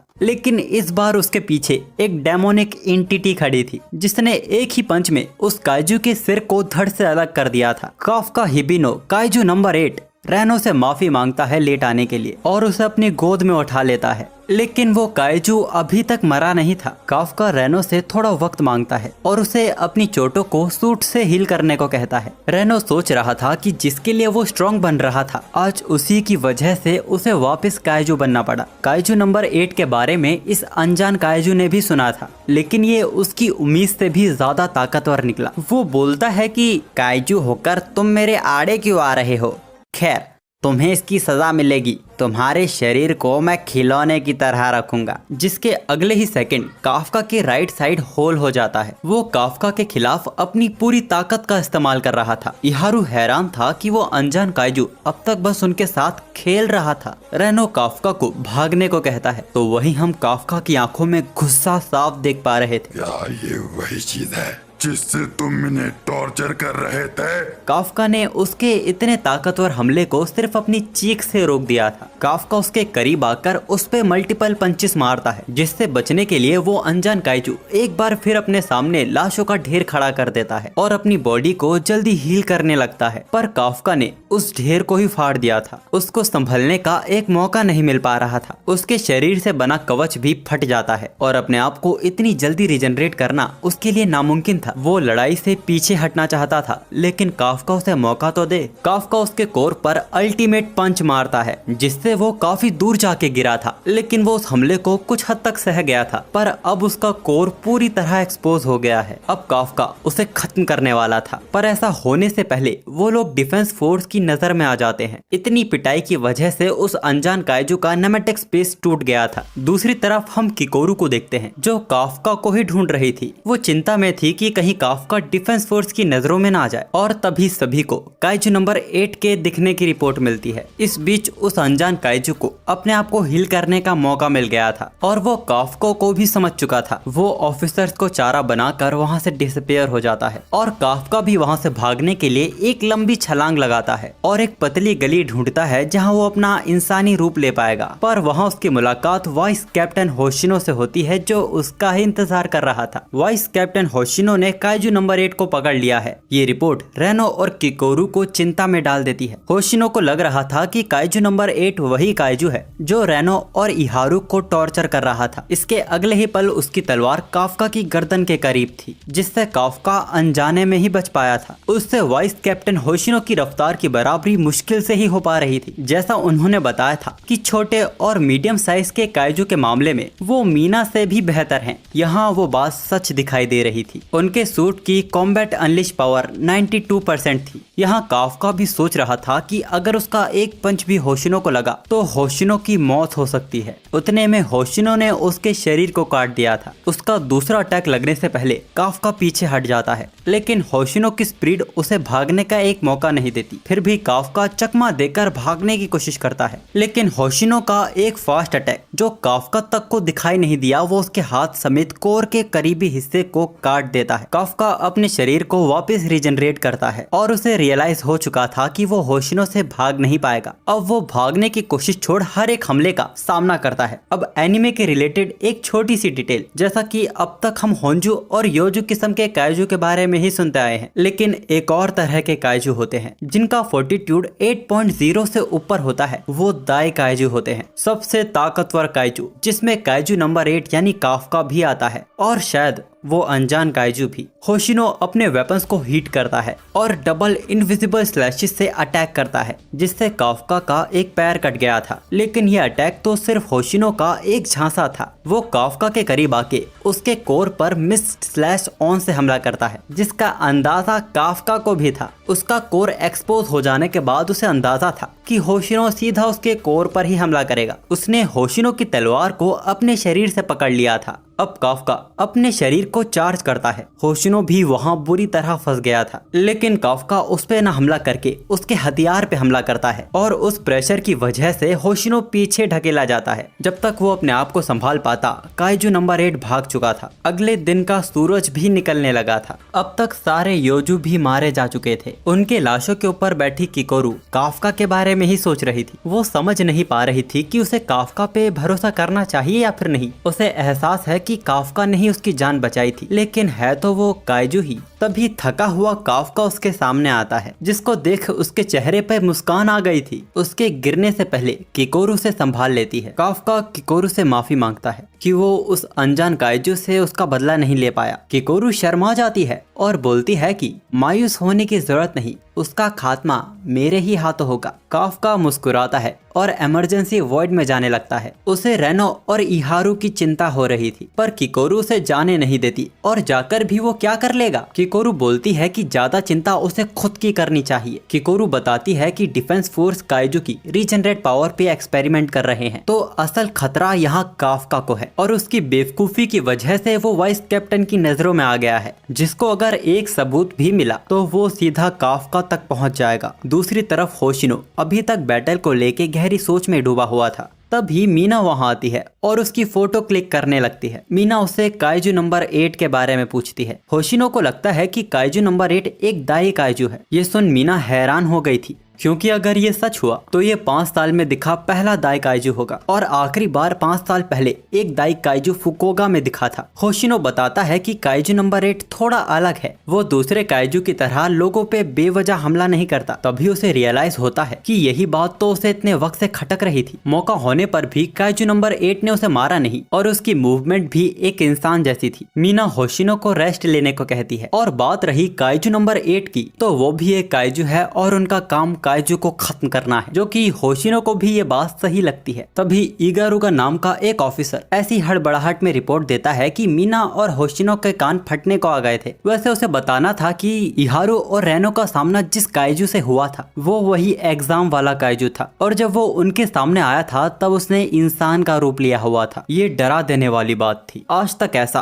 कभी किसी के मुंह से सुना नहीं गया। और ऐसे काइजू को ढूंढा कैसे जाएगा जो इंसानों के रूप में इंसानों के बीच छिप सकता है, जैसे अभी उस अनजान काइजू ने एक और इंसान की बॉडी पे कब्जा कर लिया है। डिफेंस फोर्स के द्वारा इसको कोड नेम काइजू नंबर 9 दिया गया है। दूसरी तरफ रेनो को भी होश आ गया था। वो काफका को सामने देख खुश होता है कि काफका बिल्कुल ठीक है, जिस पर काफका उसे मारता है क्योंकि ये बात तो उसे बोलनी चाहिए। वैसे रेनो काफका को थैंक्स कहता है उसकी जान बचाने के लिए, जो सुन वो लोग शॉक हो जाते हैं क्योंकि उसी रूम में इहारू भी एडमिट था। और ये बात वो रेनो से पूछता भी है कि वो काफका को थैंक्स क्यों कह रहा है, जबकि उसकी जान तो काइजू नंबर 8 ने बचाई थी। किकोरू बात को संभालते हुए कहती है कि काफका ने रिप्रोडक्टिव ऑर्गन्स को ढूंढ निकाला जिसे उन्हें मारने में आसानी हुई, और इहारू उनकी बात पर यकीन भी कर लेता है। जिसके बाद वो काइजू नंबर 8 की पावर की तारीफ करने लगता है, जो सुन काफका भी फूलने लगता है। और ये चीज इहारू फिर नोटिस कर लेता है और किकोरू उसे फिर से पागल बना देती है। अब इसके बाद सीन जाता है सीधा रात को, जहां सभी ने एक होटल में अपने पहले मिशन की कामयाबी पर जश्न रखा था। लेकिन काफका ने जिसे ये सब ऑर्गेनाइज करने को कहा था वो इज़ोमोटेक, जो इस देश की सबसे बड़ी कंपनी है, उसका वारिस हारुइची को दिया था, जिस कारण पार्टी बहुत ही शानदार और महंगी पड़ रही थी। और काफका हारुइची की इस पहचान से बिल्कुल अनजान था। किकोरू बताती है कि इज़ोमोटेक काइजू सूट बनाती है और ये लोग किकोरू की फैमिली से भी अमीर हैं। खैर इसके बाद सभी लोग दबा के खाते हैं और पीते हैं। सभी को खुश देख रेनो को भी खुशी हो रही थी। तभी वाइस कैप्टन होशिनो बोलते हैं कि अभी तो पार्टी शुरू हुई है। अचानक रेनो देखता है कि सभी लोग नशे में आपस में बहस कर रहे हैं, पर गौर करने वाली बात थी कि ये लोग नशे में भी मिशन की ही बात कर रहे थे। पहले मिशन के बाद सभी ने अपने अंदर की कमी को पहचाना है। रेनो को एहसास हुआ कि वो अकेला नहीं है जो यहाँ ताकतवर होना चाहता है। यहाँ काफका ने बारू को पंजे में चैलेंज किया था, जिसमें वो बुरी तरह से हार जाता है। होटल के बाहर हारुइची होटल के मालिक दोजिमा से बात कर रहा था। उनकी बातों से हमें पता चलता है कि हारुइची ने सब कुछ छोड़ के डिफेंस फोर्स ज्वाइन किया है और तब से उसने अपने फादर से भी बात नहीं की है। तभी अचानक वो अपने पीछे बारू को देखता है, जो शायद वॉशरूम जा रहा था, और उसने शायद उनकी बातें भी सुन ली थी। खैर होशिनो सभी को शांत होने को कहता है और सभी के सामने एक बड़ी अनाउंसमेंट करता है। मिशन के दौरान काफका की वजह से कई लोगों की जान बच पाई है, जिसे डिफेंस फोर्स ने नोटिस किया और उन्होंने काफका को फुल टाइम ऑफिसर बनाने का फैसला लिया है। यानी कि अब काफका भी 3rd डिवीजन का एक ऑफिसर है। ये सुन जश्न का मजा 4 गुना बढ़ गया था। काफका की इस खुशी को सब लोग मिलकर सेलिब्रेट कर रहे थे। अगले दिन मीना के द्वारा उसे डिफेंस फोर्स बैच भी मिल जाता है और अपनी ओथ लेने के बाद नटखट शर्मिला काफका वहाँ से जा रहा था। अचानक मीना उससे बोलती है कि उसे इतना खुश होने की जरूरत नहीं है, उसके बगल में खड़े होने का सपना अभी बहुत दूर है। काफका हैरान हो गया था कि मीना को उसका वादा याद है, जो शीला काफका मीना का नाम लेते हुए बोलता है कि ऐसा हो के रहेगा। मीना स्माइल करती है और एक सीनियर का नाम लेने की सजा के तौर पे उसे 50 पुशअप्स लगाने को कहती है। अचानक मीना काइजू नंबर 8 का नाम लेती है। ये सुन काफका घबरा गया था, पर हमें पता चलता है कि काइजू नंबर 8 और काइजू नंबर 9 के ऊपर रखी गई मीटिंग के लिए मीना को हेडक्वार्टर जाना होगा। उसके अब्सेंस में यहाँ का इंचार्ज होशिनो रहेगा और मीना काफका को बताती है कि होशिनो के कहने पर ही उसे फुल टाइम ऑफिसर बनाया गया है, तो उसे उसकी उम्मीदों पे खरा उतरना होगा। इसके बाद हम देखते हैं कि आज फिर से काफका लेट नाइट पढ़ाई कर रहा है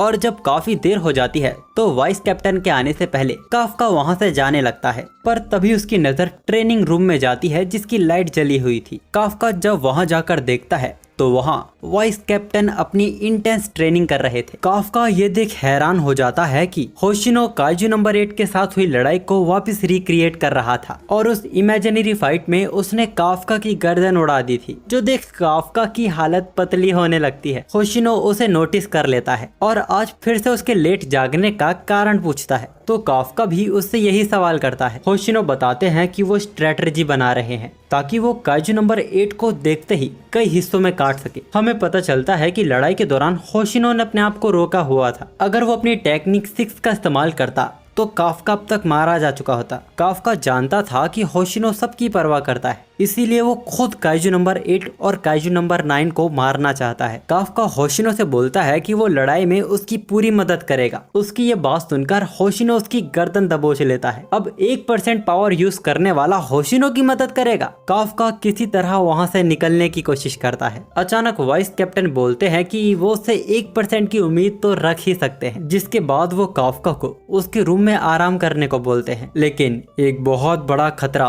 सीधा उनके घर दस्तक देने आ रहा है। कई सारे उड़ने वाले काइजू, जिनके ऊपर एक इंसानी काइजू जैसा काइजू सवार था। यहाँ होशिनो अभी तक सोया नहीं था। वो काइजू नंबर 8 और काइजू नंबर 9 की रिपोर्ट पढ़ रहा था। उसको अभी तक ये बात परेशान कर रही थी कि काइजू नंबर 8 के रिफ्लेक्सेस इंसानों जैसे कैसे थे और काइजू नंबर 9 इंसानों का रूप कैसे ले सकता है। आखिर इन कुछ वक्त में कैसे कैसे काइजू उनके सामने आते जा रहे हैं। दूसरी तरफ काफका भी सीरियस हो गया था। उसे वाइस कैप्टन की नजरों में खरा उतरना है, पर अभी तो उसे अपने बेड पे जाके सोना होगा। अचानक काफका की नजर ऊपर की ओर जाती है। वो अपनी ओर कई सारे उल्का पिंड आता देखता है। असल में ये वही उड़ने वाले काइजू हैं जो बेस पर उल्का पिंड की तरह गिर रहे हैं। होशिनो को भी पता चलता है कि बेस पर काइजू की बहुत बड़ी सेना ने हमला कर दिया है और हर एक काइजू का फोर्टीट्यूड 6.1 से ज्यादा था, यानी कि हर एक काइजू होंजू लेवल का काइजू है। कैप्टन मीना के यहाँ ना होने की वजह से सारे कमांड होशिनो को संभालने होंगे। वो सभी ऑफ ड्यूटी ऑफिसर्स को वापस बेस पर बुलाता है और जो यहाँ मौजूद हैं उन्हें ट्रेनिंग एरिया में इकट्ठा होने को कहता है। होशिनो कंफ्यूज था कि उसे अभी तक बेस के बाहर डैमेज होने की रिपोर्ट नहीं मिली थी, तो क्या इसका मतलब यही था कि इन काइजू का मेन टारगेट डिफेंस फोर्स का बेस ही है। दूसरी तरफ काफका यहाँ इतने सारे वाइटी टाइप काइजू देख हैरान हो गया था। उसका मानना था कि ऐसा होना नामुमकिन है। वो वाइस कैप्टन को बताता है कि वाइट टाइप काइजू साल में दर्जन बार दिखाई देते हैं, लेकिन इनमें एक खास बात होती है, ये हमेशा अकेले हमला करते हैं। और अगर ये लोग एक साथ झुंड में हमला कर रहे हैं, जिसका सिर्फ एक ही मतलब है, ऐसा एक पावरफुल लीडर जिसने इनके घमंड को भुलवाकर इन्हें एक साथ आने को इनकरेज किया है। वो इंसानी काइजू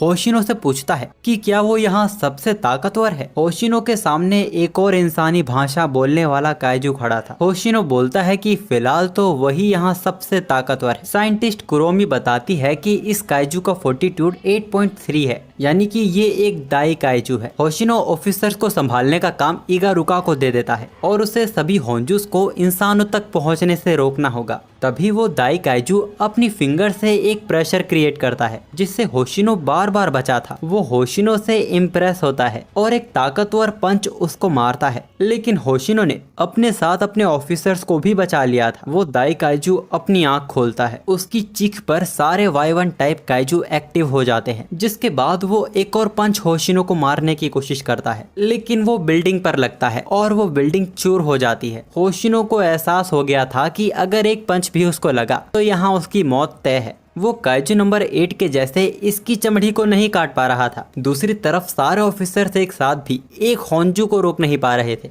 तभी काफका सभी को बताता है कि उन्हें होंजू पर पीछे से हमला करना होगा। असल में इन वाइट टाइप काइजू की चमड़ी पीछे से बहुत ही पतली होती है। ऐसा इनके वेट के लिए होता है ताकि ये आसमान में उड़ सके। काफका बताता है कि इनका कोर भी पीछे ही होता है। हारूची और बारू अलग अलग होकर इन काइजू के पीछे हमला करने की कोशिश करते हैं, लेकिन ये सब एक साथ काम कर रहे थे और कोई भी उनके पीछे नहीं जा पा रहा था। तभी किकोरू बोलती है कि इन्हें मारने का एक और तरीका है। वो तेजी से आगे बढ़ रही थी। उसके हाथों में एक नया हथियार था, जिससे उसने उस काइजू के सख्त हिस्से को तोड़ दिया और उसके कोर को तबाह कर दिया। हमें पता चलता है कि आजकल जिस तरह के काइजू देखने को मिल रहे हैं, कैप्टन वाइस कैप्टन ने फैसला लिया था कि वो इस बेस की सबसे ताकतवर ऑफिसर को स्पेशल वेपन देंगे, जो सिर्फ कैप्टन और वाइस कैप्टन को ही दिया जाता है। इतना कमाल का वेपन होने के बावजूद एक वजह थी कि किकोरू को ये बिल्कुल पसंद नहीं आया। उसे लगता है कि ये वेपन उसके साथ सूट नहीं कर रहा। वैसे मैं आपको बता दूं कि ये वेपन 2 साल पहले शिनागामा में मारे गए होंजू के यूनी ऑर्गन से बनाया गया है और इसकी खूबी है कि ये हमले के दौरान शॉक्स वेव छोड़ता है, जो उसके हर एक हमले को 10 गुना ताकतवर बना देते हैं। उसी वक्त एक और होंजू किकोरू पर हमला करता है, तो इस वेपन के शॉक्स वेव से ही किकोरू ने उसके कोर को तबाह कर दिया था। किकोरू को देखकर रेनो बोलता है कि जैसे मौत ने अपना हथियार हाथ में लिया हो। तभी एक और होंजू किकोरू पर ऊपर से हमला करने आता है लेकिन उससे पहले रेनो ने उसे जमा दिया था। किकोरू भी हैरान हो गई थी कि रेनो कब से इतना काबिल हो गया कि उसने एक होंजू को जमा दिया। खैर, किकोरू उसकी गर्दन उड़ा देती है और रेनो से बोलती है कि अगर वो उसकी स्पीड मैच कर पाया तो रेनो उसके काम आ पाएगा। उनकी बातें सुनकर हारुइची और बारू भी टीम अप कर लेते हैं। हम देखते हैं कि उन्होंने उस काइजू को खत्म कर दिया था, लेकिन असली खतरा तो वो दाई काइजू है जिससे होशिनो अकेले लड़ रहा है और अभी तो वो काइजू होशिनो को ही पीछे ढकेलता जा रहा है और ऐसा करने में उसे मजा भी बहुत आ रहा है। ये हैरान कर देने वाली बात थी क्योंकि काइजू के अंदर ऐसे इमोशंस नहीं होते। होशिनो गेट नंबर 3 को खोलने के ऑर्डर देता है, लेकिन इसके बावजूद उस काइजू ने इतने कीमती गेट को तोड़ दिया था। अचानक वो काइजू होशिनो के पीछे आ जाता है। वो बोलता है कि आज तक कोई काइजू भी उसके सामने इतनी देर नहीं टिक पाया था। अगर वो होशिनो को खा ले तो वो और भी ताकतवर बन जाएगा। जिसके बाद वो एक तेज हमला होशिनो पे करता है, पर सही वक्त पर होशिनो ने अपनी तलवार बीच में अड़ा दी। वो घायल तो हुआ पर उसकी जान बच गई थी। एक बार फिर इतने ताकतवर काइजू को होशिनो ने इम्प्रेस कर दिया था क्योंकि उसका एक हाथ जमीन पे कट के नीचे गिर चुका था। हमें पता चलता है कि होशिनो ने शुरू से अपने आप को रोका हुआ था। वो पूरे वक्त इस दाई काइजू को यहाँ लाने की कोशिश कर रहा था ताकि वो अपने सूट की पूरी पावर का यूज कर सके। वो अपने सूट की 92% पावर का यूज करता है। दूसरी तरफ किकोरू की दोस्त मिनासे एक होंजू के हाथों मारी जाने वाली थी, पर वक्त पर काफ्का अपने पैरों को ट्रांसफॉर्म करता है और मिनासे को बचा लेता है। वो हैरान हो गई थी। वो काफ्का से पूछती है कि क्या वो अपने सूट की कॉम्बैट पावर का यूज करना सीख गया है। काफ्का हड़बड़ा जाता है और कुछ भी बोलने लगता है। इस दौरान वो होंजू एक बार फिर उन पर हमला करने वाला था, लेकिन एन मौके पर किकोरू वहां आकर उस होंजू को खत्म कर देती है। किकोरू बोलती है कि वो और रेनो होंजूस को संभाल लेंगे, तब तक मिनासे और काफ्का घायलों को सेफ जगह पहुंचाएं। रेनो भी काफ्का को इस बार कोई भी रिस्क लेने से मना करता है। वो बोलता है कि काफ्का अब फुल टाइम ऑफिसर है, उसे अपने साथियों पे भरोसा रखना होगा। जिसके बाद वो सभी मिलकर होंजू का सामना करते हैं और उसी वक्त रिपोर्ट मिलती है कि सभी ऑफ ड्यूटी ऑफिसर्स भी वापस लौट आए हैं और अब वो लोग होंजू की सेना पर भारी पड़ रहे हैं। दूसरी तरफ वाइस कैप्टन होशिनो उस दाई काइजू के सख्त शेल्स के बीच के गैप पर हमला करके उसके शरीर के हिस्से को काट रहा था। अब तुम मुझे गुस्सा दिला रहे हो। अगर मैं इन्हें बंदी कर दूं तो तुम क्या कर लोगे? लेकिन वो काइजू बहुत बड़ी गलतफहमी में था। होशिनो क्रॉस स्लैश से उसकी छाती काट देता है, जिसके बाद वो उसके दूसरे हाथ और उसके शरीर के टुकड़े कर देता है। असल में गैप्स को टारगेट करना वो तो झांसा देने के लिए था। आखिर में होशिनो उसकी गर्दन भी काट देता है, लेकिन अब तक उसमें जान बाकी थी। अब जाके वो अपने शरीर को वापस रीजनरेट करता है और पहले से भी तेज होशिनो पर हमला करने लगता है। होशिनो के साथ लड़ने में उसे भी मजा आ रहा था, लेकिन होशिनो उसके हाथों के टुकड़े टुकड़े कर देता है और अब उसका कोर भी दिखाई देने लगा था। होशिनो अपनी टेक्निक की 6th फॉर्म का यूज करता है और उसके शरीर के टुकड़े टुकड़े कर देता है, लेकिन अभी भी कुछ तो गड़बड़ थी। काफ्का को एक हद से ज्यादा ताकतवर काइजू की प्रेजेंस महसूस हो रही थी। अचानक उस काइजू का शरीर अजीब तरह से फूलने लगता है। उसका आकार बहुत बड़ा हो गया था। वो चारों ओर हाई अल्ट्रा टेम्परेचर की हीट वेव छोड़ने लगता है। साइंटिस्ट कुरोमी बताती है कि गर्मी के साथ उस काइजू का फोर्टिट्यूड भी बढ़ रहा है। वो एक जाइंट काइजू में ट्रांसफॉर्म हो गया था जिसका फोर्टिट्यूड 9.0 था। हमें पता चलता है कि जब होशिनो उसके कोर पे हमला कर रहा था, उससे पहले उस काइजू ने अपने कोर को शिफ्ट कर लिया था। और जैसा कि हम जानते हैं कि वाइस कैप्टन बड़े काइजू के मामले में कुछ खास नहीं है, इसके बावजूद वो उसके शरीर पे गुलाटियां मारते हुए उसे कमजोर करने की कोशिश करता है। लेकिन उसकी तलवार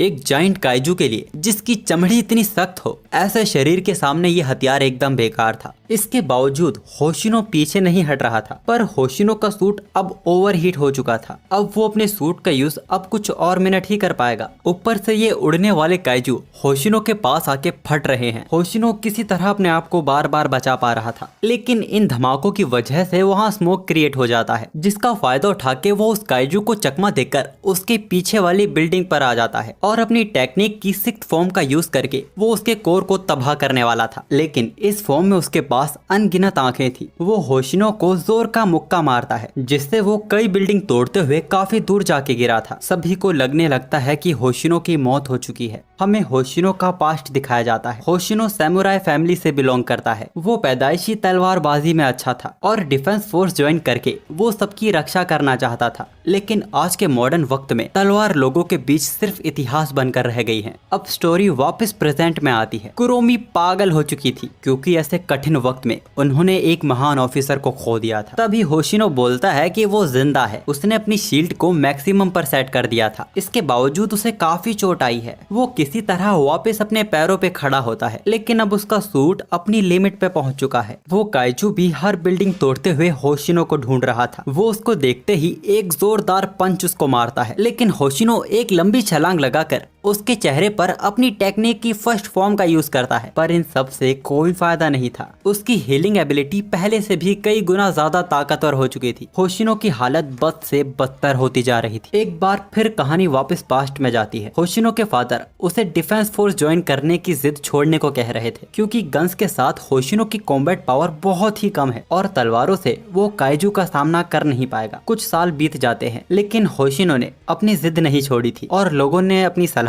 लेकिन मीना ने उससे कुछ और कहा। वो होशिनो को अपनी टीम में रखना चाहती थी। उसका मानना था कि एक दिन ऐसा भी आएगा जब उनका सामना छोटे मगर ताकतवर काइजू से होगा और कैप्टन मीना शॉर्ट रेंज की फाइट में कुछ खास नहीं है। उस दिन होशिनो की टेक्निक ही सबके काम आएगी। वो इकलौती थी जिसने होशिनो को एक्सेप्ट किया था, इसीलिए वो किसी भी हालत में मीना को निराश नहीं करेगा। वो अपनी टेक्निक की हर एक फॉर्म का यूज करने लगता है, लेकिन जब वो अपनी 6th फॉर्म का यूज करने वाला था तब वो दाई काइजू उसे अपने हाथों में दबोच लेता है और अपने हाथों के बीच वाइस कैप्टन होशिनो को मसलने लगता है। होशिनो को बचाने के लिए काफका सबके सामने ट्रांसफॉर्म होने वाला था। रेनो काफका को रोकने की कोशिश कर रहा था, पर तभी सभी के ईयरफोन्स में एक आवाज आती है। होशिनो मुस्कुराता है और तभी उस काइजू पे एक ब्लास्ट होता है जिसमें उसका हाथ शरीर से अलग हो गया था और होशिनो उसके चंगुल से आजाद हो जाता है। मीना यहाँ पहुंच चुकी थी। वो एक और शॉट काइजू पे कनेक्ट करती है जिससे उसका दूसरा हाथ भी तबाह हो गया था। तभी ये Y1 टाइप काइजू मीना के पास आके फटने लगते हैं। होशिनो को समझ आ चुका था कि इसको अकेले मीना भी नहीं मार पाएगी, उसे उसके लिए मौका बनाना होगा। किसी तरह वो अपने सूट की 63% पावर का यूज करता है और उस काइजू के पैरों पे हमला करता है ताकि वो अपनी जगह से हिल ना सके, लेकिन इन सब से कोई फायदा नहीं था। उसकी चोटें तुरंत हील हो रही थी। तभी किकोरू वहाँ आती है और अपने एक्स से उसके पैरों पर हमला करती है, पर उसके अटैक से खरोच तक नहीं आई थी। होशिनो किकोरू की तारीफ करता है और बोलता है कि वो उसकी चमड़ी को खोलेगा, जिसके बाद किकोरू उसकी चोट पर हमला करेगी। ये तरीका काम कर गया था। वो काइजू अपने घुटनों पर आ जाता है, लेकिन ये लोग फिर से ऐसा नहीं कर पाएंगे। इतने होंजू से लड़ने के बाद किकोरू का सूट भी ओवरहीट हो चुका था, लेकिन मीना को भी उस काइजू के कोर पर हमला करने का मौका मिल गया था। उस काइजू का कोर एक्सपोज हो चुका था। मीना के पास ये आखिरी बुलेट है। सभी ऑफिसर्स मीना तक किसी भी होंजू को पहुंचने नहीं दे रहे थे। होशिनो उसकी बॉडी पे चढ़ जाता है और जितना हो सके उसके शरीर को डैमेज करने लगता है, लेकिन इस चक्कर में वो ठीक उसके मुंह के सामने आ गया था। पर मीना को भी इतना वक्त मिल चुका था कि वो अपनी पूरी ताकत से उस काइजू पे हमला कर सके। वो हमला काइजू के शरीर को फाड़ देता है। उसका कटा हुआ सर चीख रहा था। उसका कटा हुआ सिर जमीन पे आ गिरता है। आखिर उस दाई काइजू की मौत हो चुकी थी। सब कुछ शांत हो चुका था। जब सब लोग एक दूसरे की मदद करने लगते हैं तब तो काफका की आंखों में आंसू ही आ गए थे। वो बोलता है कि ये वही डिफेंस टीम है जिसको वो हमेशा से ज्वाइन करना चाहता था, जिसका वो हमेशा से हिस्सा बनना चाहता था। रेनो उसके इमोशनल चेहरे का मजाक उड़ाता है। दूसरी तरफ होशिनो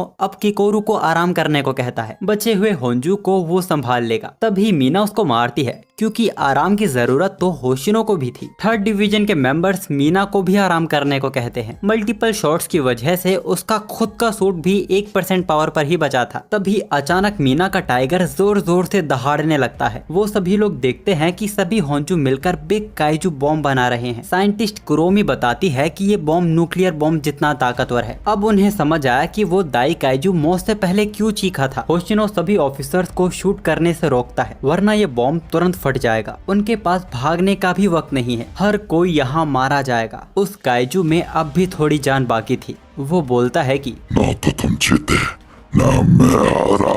तभी काफका तेजी से बॉम्ब की ओर भागने लगता है। होशिनो उसे रोकने की कोशिश कर रहा था। वो बोलता है कि वो कुछ नहीं कर पाएगा, लेकिन अचानक वो रियलाइज करता है कि काफका बहुत तेज भाग रहा है। जो अपने सूट की 1% पावर का यूज न कर पाता हो, उसका ऐसी छलांगे लगाना नामुमकिन है। काफका सभी के सामने काइजू नंबर 8 में ट्रांसफॉर्म हो गया था। होशिनो को शुरुआत से काफका पे शक था, लेकिन वक्त के साथ वो उसे पसंद आने लगा, जिस कारण उसने काफका के काइजू होने की संभावना को नजरअंदाज कर दिया था। काफका खुद भी दुखी था, लेकिन उसके दोस्तों की जान उसके इमोशन से बढ़कर है। वो पूरी ताकत इकट्ठा करता है और तेजी से बॉम्ब की ओर बढ़ने लगता है। काफका अपनी पूरी ताकत से उस बॉम्ब को जमीन से दूर आसमान की ऊंचाई में ढकेलने लगता है। मीना सभी ऑफिसर्स को शील्ड को मैक्स पे ऑन करके जमीन पे लेटने को कहती है। काफका भी जमीन पर आ गिरा था। उस बॉम्ब के फटते ही आसपास का हिस्सा बुरी तरह तबाह होने लगता है। काफका सभी के सामने चट्टान की तरह खड़ा होकर उस प्रेशर को सह रहा था। जब चीजें शांत हो जाती है तब काफका को काइजू होने की वजह से अरेस्ट कर लिया जाता है। तुरंत ये बात हाई कमांड्स के सीनियर्स तक भी पहुंच चुकी थी। उनका मानना था कि मीडिया से ये बात छुपाकर उसको मार के उसके शरीर के वेपन बनाकर यूज करना चाहिए, लेकिन किकोरू के फादर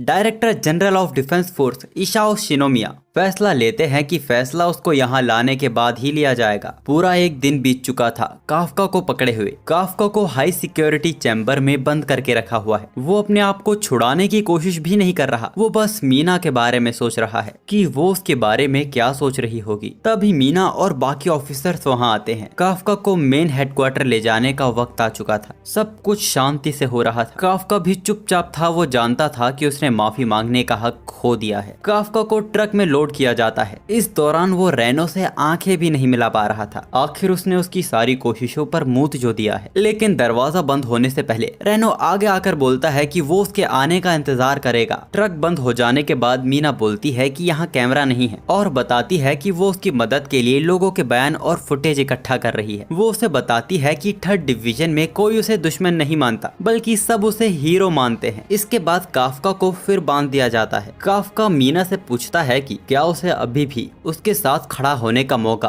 कभी मिलेगा। मीना भी उदास थी। वो बोलती है कि उसे उस वक्त का इंतजार है और मीना की ये बात सुनकर काफका की आंखों से आंसू आने लगते हैं। ट्रक बेस की ओर निकल पड़ता है। इस दौरान वाइस कैप्टन की कमांड पर सभी ऑफिसर सैल्यूट करते हैं। कहने के लिए ये सैल्यूट मीना के लिए था, पर सच हम सब जानते हैं। आर्या के मेन हेडक्वार्टर बेस, जहां काफका को 30 गेट्स के स्ट्रॉन्ग चैम्बर में कैद किया हुआ है। इस बात को बीते 7 दिन हो चुके हैं। काफका के दोस्त एक जगह बैठकर काफका की ही बात कर रहे थे। तभी वहाँ बारू कहता है कि काफका का भविष्य न्यूट्रलाइजेशन ब्यूरो ही तय करेगी। हारुइची भी उसकी बात से सहमति दिखाता है। एक इंसान का काइजू होना एक डरावने सपने की तरह है। ये बात अगर लोगों के बीच आई तो चारों ओर डर का माहौल होगा। इंसान इंसान पर भरोसा करने से डरेगा कि कब कोई इंसान इंसानी रूप में काइजू हो। वैसे मीना भी अपनी तरफ से पूरी कोशिश कर रही है। उसने काफका के ऊपर मोटी डॉक्यूमेंट्स तैयार की है। दूसरी तरफ इगारुका वाइस कैप्टन से काफका के बारे में पूछता है। वाइस कैप्टन भी चाहते हैं कि काफका वापस लौटे, क्योंकि उन्हें उससे अपना हिसाब जो पूरा करना है। होशिनो गुस्सा है क्योंकि उस रात काफका ने होशिनो के खिलाफ अपनी पूरी ताकत नहीं लगाई थी। डायरेक्टर जनरल के ऑफिस के बाहर हम किकोरू को देखते हैं, जो बड़ी हिम्मत करके अपने फादर से काफका के बारे में बात करने गई थी। वो किसी तरह अपने फादर से काफका को ना मारने को कहती है, बल्कि उसे छोटी मोटी सजा दे दी जाए, क्योंकि काफका ने उसकी जान बचाई थी। ये बात सुन के इसाओ चिल्ला पड़ते हैं, क्योंकि असल में किकोरू अपनी नाकामयाबी सुना रही थी। वो किकोरू को काफका की एक्सरे रिपोर्ट दिखाते हैं, जो कि देखने में एकदम नॉर्मल लग रही थी। लेकिन इसाओ बताते हैं कि वो दिल जैसा असल में दिल नहीं, कोर है। ये सुन किकोरू यकीन नहीं कर पाती। कहने का मतलब था कि काफका के शरीर के अंदर इंसानी दिल नहीं, काइजू का कोर है। इसाओ किकोरू को याद दिलाते हैं कि एक काइजू ने ही उसकी माँ को मारा था। इसके आगे किकोरू कुछ नहीं बोल पाती और वहाँ से जाने लगती है। लेकिन जाने से पहले वो बोलती है कि उसे अभी भी उस पे भरोसा है। दूसरी ओर काइजू हमले में बेस के तबाह हो जाने की वजह से रेनो, इहारू, बारू और हारुइची को दूसरे बेस ट्रेनिंग के लिए भेजा जा रहा है। और इन चारों को ही इसीलिए भेजा जा रहा है क्योंकि ये चारों सबसे टैलेंटेड न्यू ऑफिसर्स है। ये बात सुनकर इहारू खुश हो जाता है, लेकिन हारुइची को कोई और ही वजह लग रही थी, क्योंकि ये चारों काफका के सबसे करीबी थे। तो शायद इन चारों को दूसरे बेस ट्रेनिंग के बहाने इनकी हरकतों पे नजर रखी जाएगी। इहारू ये बात मीना से पूछता है और अगर ये बात सच है तो वो ऑर्डर मानने से इनकार कर रहा है। मीना साफ कहती है कि इससे काफका का कोई संबंध नहीं है। तभी वहाँ रेनो बोलता है कि वो जाएगा। इहारू सबसे ज्यादा हैरान था। वो रेनो को एक बार फिर सोचने को कहता है, लेकिन रेनो ने फैसला ले लिया है। इसके कुछ देर बाद हम हारुइची को टेरिस पर अकेला बैठा हुआ देखते हैं। वो अपने फोन में कॉन्टेक्ट स्क्रॉल कर रहा था। तभी बारू भी वहाँ बातें करते करते हुए आ जाता है। हारुइची को वहाँ देखकर वो वहाँ से जाने लगता है। हारुइची उसे रोक लेता है। हमें पता चलता है कि बारू भी काफका को बचाना चाहता है। इससे पहले बारू आर्मी में एक अच्छी पोस्ट पे था, तो वो वहीं से मदद लेने की कोशिश कर रहा है। दूसरी तरफ काफका, जिसको अभी तक कैद किया हुआ है, वो मीना की उसी बात को याद कर रहा था कि अगर उसने साबित कर दिया कि वो एक इंसान है तो शायद उसे छोड़ा जा सकता है, लेकिन इसके लिए सभी को उसकी बात सुननी होगी। तभी डायरेक्टर जनरल इसाओ खुद वहाँ आते हैं और किकोरू भी वहाँ मौजूद थी। काफका चिल्ला चिल्ला कर बोल रहा था कि वो एक इंसान है। इसाओ काफका की बेड़ियां खोलने के ऑर्डर्स देते हैं। एक ऑपरेटर ऐसा करने से हिचकिचा रहा था। डायरेक्टर इसाओ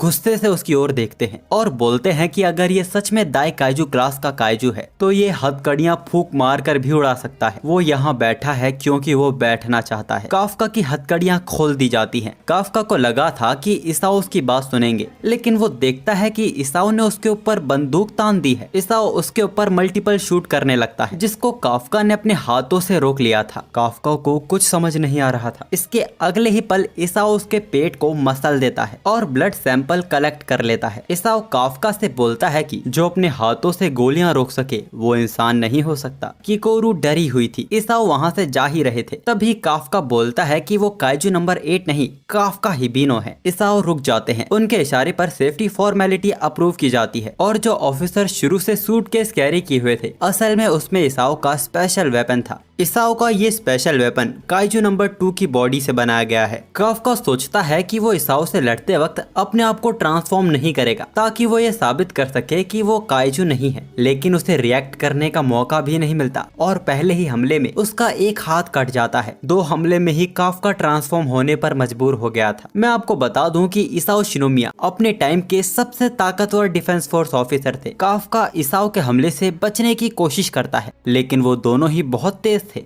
काफका सोचता है कि उसे इसाओ से तब तक बचना होगा जब तक उसका सूट ओवर हीट ना हो जाए, जो कि संभव ही नहीं था। इसाओ उसके सामने आकर उसकी बॉडी पर काफी जोर का पंच मारता है और एक और पंच में उसके दोनों पैर और हाथ तबाह हो गए थे, जिनको काफका तुरंत रीजनरेट कर लेता है। इसाओ ने काफका की हालत काफी बुरी कर दी थी। काफका को एक और बात समझ नहीं आ रही थी, आखिर उसकी बॉडी ऐसे क्यों रिएक्ट कर रही है जैसे उसकी बॉडी दाई काइजू के साथ लड़ते दौरान करती है। काफका को रियलाइज हुआ कि उसकी बॉडी इसाओ को दाई काइजू समझ रही है। 1972 जब काइजू नंबर 2 ने सपोलो शहर को पूरी तरह तबाह कर दिया था, वो दूसरा दाई काइजू था जिसको नंबर दिया गया था। वो बहुत ही ताकतवर और जिद्दी था। उसके ही शरीर से इसाओ का ये वेपन और सूट बनाया गया है और इसाओ के अलावा आज तक इसे कोई यूज नहीं कर पाया। काफका भागने की कोशिश करता है, लेकिन उसे रियलाइज हुआ कि उसके दोनों हाथ और पैर कट चुके हैं, जिसका उसे पता भी नहीं चला। एक और जोरदार मुक्का ठीक काफका के कोर पर, जिसकी ताकत से वहाँ बहुत बड़ा विस्फोट हो गया था। जब धुआं हटा तो देखा गया कि काफका अपने पूरे रूप में आ चुका है और उसने इसाओ का वो पंच ब्लॉक कर लिया है। लेकिन इस बार कुछ तो अलग था। काफका बहुत ही डरावना दिख रहा था। उसका बर्ताव असल काइजू जैसा होने लगा था। हमें पता चलता है कि काफका अपने शरीर से काबू खो बैठा है। काफका के सामने वही काइजू था जिससे ये सब शुरू हुआ था। अचानक काफका की रफ्तार काफी तेज हो गई थी। वो इसाओ पर उछल पड़ता है। अचानक सीन रेनो और इहारू पर जाता है, जो फिजिकल ट्रेनिंग कर रहे थे। इहारू रेनो से पूछता है कि आखिर उसके मन में चल क्या रहा है। उसने दूसरे डिवीजन ट्रेनिंग के लिए भी हाँ बोल दिया। रेनो बोलता है कि वो ताकतवर बनना चाहता है। इहारू को ये कोई जवाब नहीं लगता। रेनो बोलता है कि उसे जल्द से जल्द ताकतवर होना है ताकि जब काफका वापस लौटे तो वो उसकी रक्षा करे, ना कि वो उसकी। रेनो ने अभी तक उम्मीद नहीं छोड़ी है। जब काफका वापस आएगा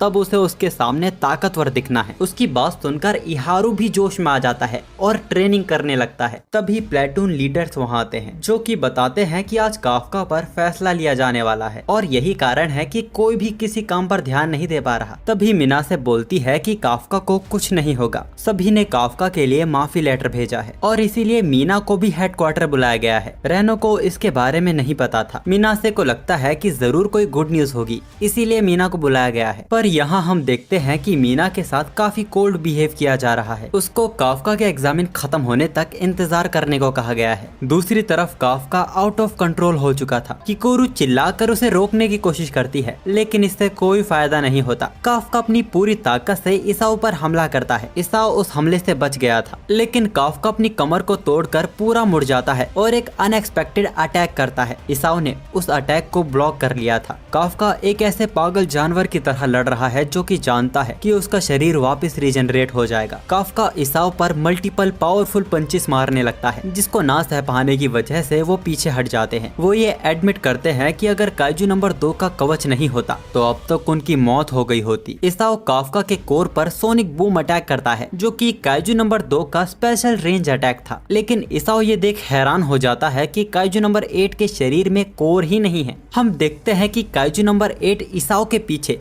अपने कोर से पूरे शरीर को वापस रीजनरेट कर लेता है। वो इसाओ के पीछे प्रकट हो गया था, जिसके बाद उन दोनों के बीच फिर से टकराव होता है। इतने प्रेशर से शेल्टर की दूसरी लेयर, जो कि बहुत ही मजबूत थी, वो तबाह हो जाती है। देखा जाए तो असल में मुकाबला काइजू नंबर 8 और काइजू नंबर 2 में हो रहा था। एक सीनियर ऑफिसर हैरानी के साथ बोलता है कि अगर इसाओ को काफका को मारना ही होता तो वो उसे अपने पहले अटैक में ही मार सकते थे, जब काफका अपने इंसानी रूप में था। ऐसा लग रहा है जैसे इसाओ नंबर 8 को टेस्ट कर रहा है। किकोरू को एहसास हुआ कि उसी के कहने पर उसके फादर काफका को एक मौका दे रहे हैं। दूसरी तरफ हारुची और बारू अभी तक काफका की बात कर रहे थे। बारू काफका को बचाना चाहता है। हारुची पूछता है पर वो तो एक इंसानी काइजू है। बारू का मानना है कि इंसान को उसके पास से नहीं, उसके बर्ताव से जज करना चाहिए। उसकी बात सुनकर हारुची को आखिर समझ आ गया था कि उसे क्या करना चाहिए। दूसरी तरफ लड़ाई के दौरान काइजू नंबर 8 ने इसाओ को बुरी तरह इंजर्ड कर दिया था। अचानक काइजू नंबर 8 का रंग और उसका कद पूरी तरह बदल चुका था। वो कई गुना ज्यादा ताकतवर हो चुका था। शुरू से जिस बैटल को इसाओ डोमिनेट कर रहे थे,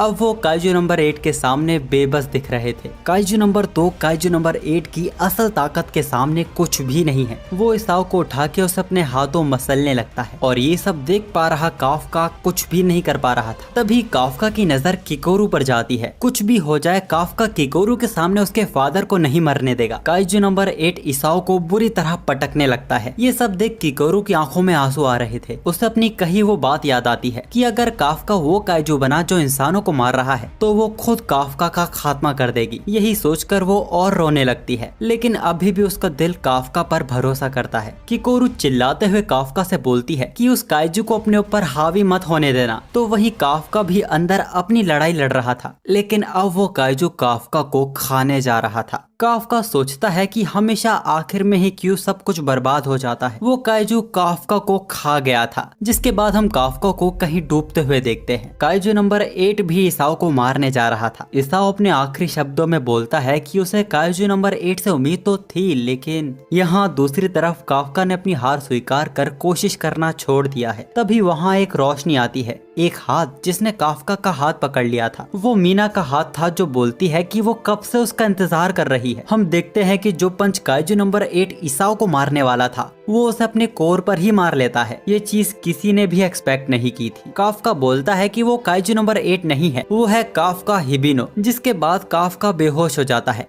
और काइजू नंबर 8 की बॉडी गायब होने लगती है। इसाओ हारुमी को वेपन पीछे करने को कहता है, जो काफका को तुरंत खत्म करने वाला था। इसाओ मेडिकल टीम को बुलाता है काफका को ट्रीट करने के लिए। इसके बाद एक बार फिर सीनियर्स की बैठक होती है। यहाँ कैप्टन मीना से काफका के ऊपर उसकी राय पूछी जाती है। यहाँ ये मुद्दा भी उठाया गया था कि मीना काफका को उसकी ज्वाइनिंग से पहले से ही जानती थी। मीना बोलती है कि ये बात बिल्कुल सच है, लेकिन उसने उसे कोई स्पेशल ट्रीटमेंट नहीं दी है। वैसे मीना की राय पेपर वर्क के लिए सिर्फ एक फॉर्मेलिटी है। काइजू नंबर 8 का फैसला तो तय कर लिया गया है, बस मीना को उसकी बात रखने का मौका दिया जा रहा है। मीना ये तय करने का डिसीजन सीनियर्स पर छोड़ती है कि काफका इंसान है या फिर काइजू। वो उन्हें ऑफिसर काफका के बारे में बताती है। ऑफिसर काफका ने सगामी न्यूट्रलाइजेशन के दौरान काइजू के वीक पॉइंट्स और उसके रिप्रोडक्टिव रिप्रोडक्टिव ऑर्गन्स को ढूंढकर डिफेंस फोर्स की मदद की थी और उसने कई बार छुप के अपने साथियों की जान भी बचाई है। खासकर काइजू नंबर 8 के साथ लड़ाई के दौरान उसने पूरी 3rd डिवीजन को खत्म होने से बचाया था। और इसी तरह मीना काफ्का की सभी अच्छी बातें सीनियर्स को बता रही थी। इस दौरान हम मीना और काफ्का का एक और पास्ट देखते हैं। जब मीना ने अपनी बिल्ली को खोया था उस वक्त वो बहुत ज्यादा उदास थी। उस वक्त काफ्का ही था जो उसके साथ खड़ा था। मीना बोलती है कि सीनियर्स को काफ्का का फैसला उसका दिल देख कर लेना चाहिए, जो कि साफ है। चुप बैठ,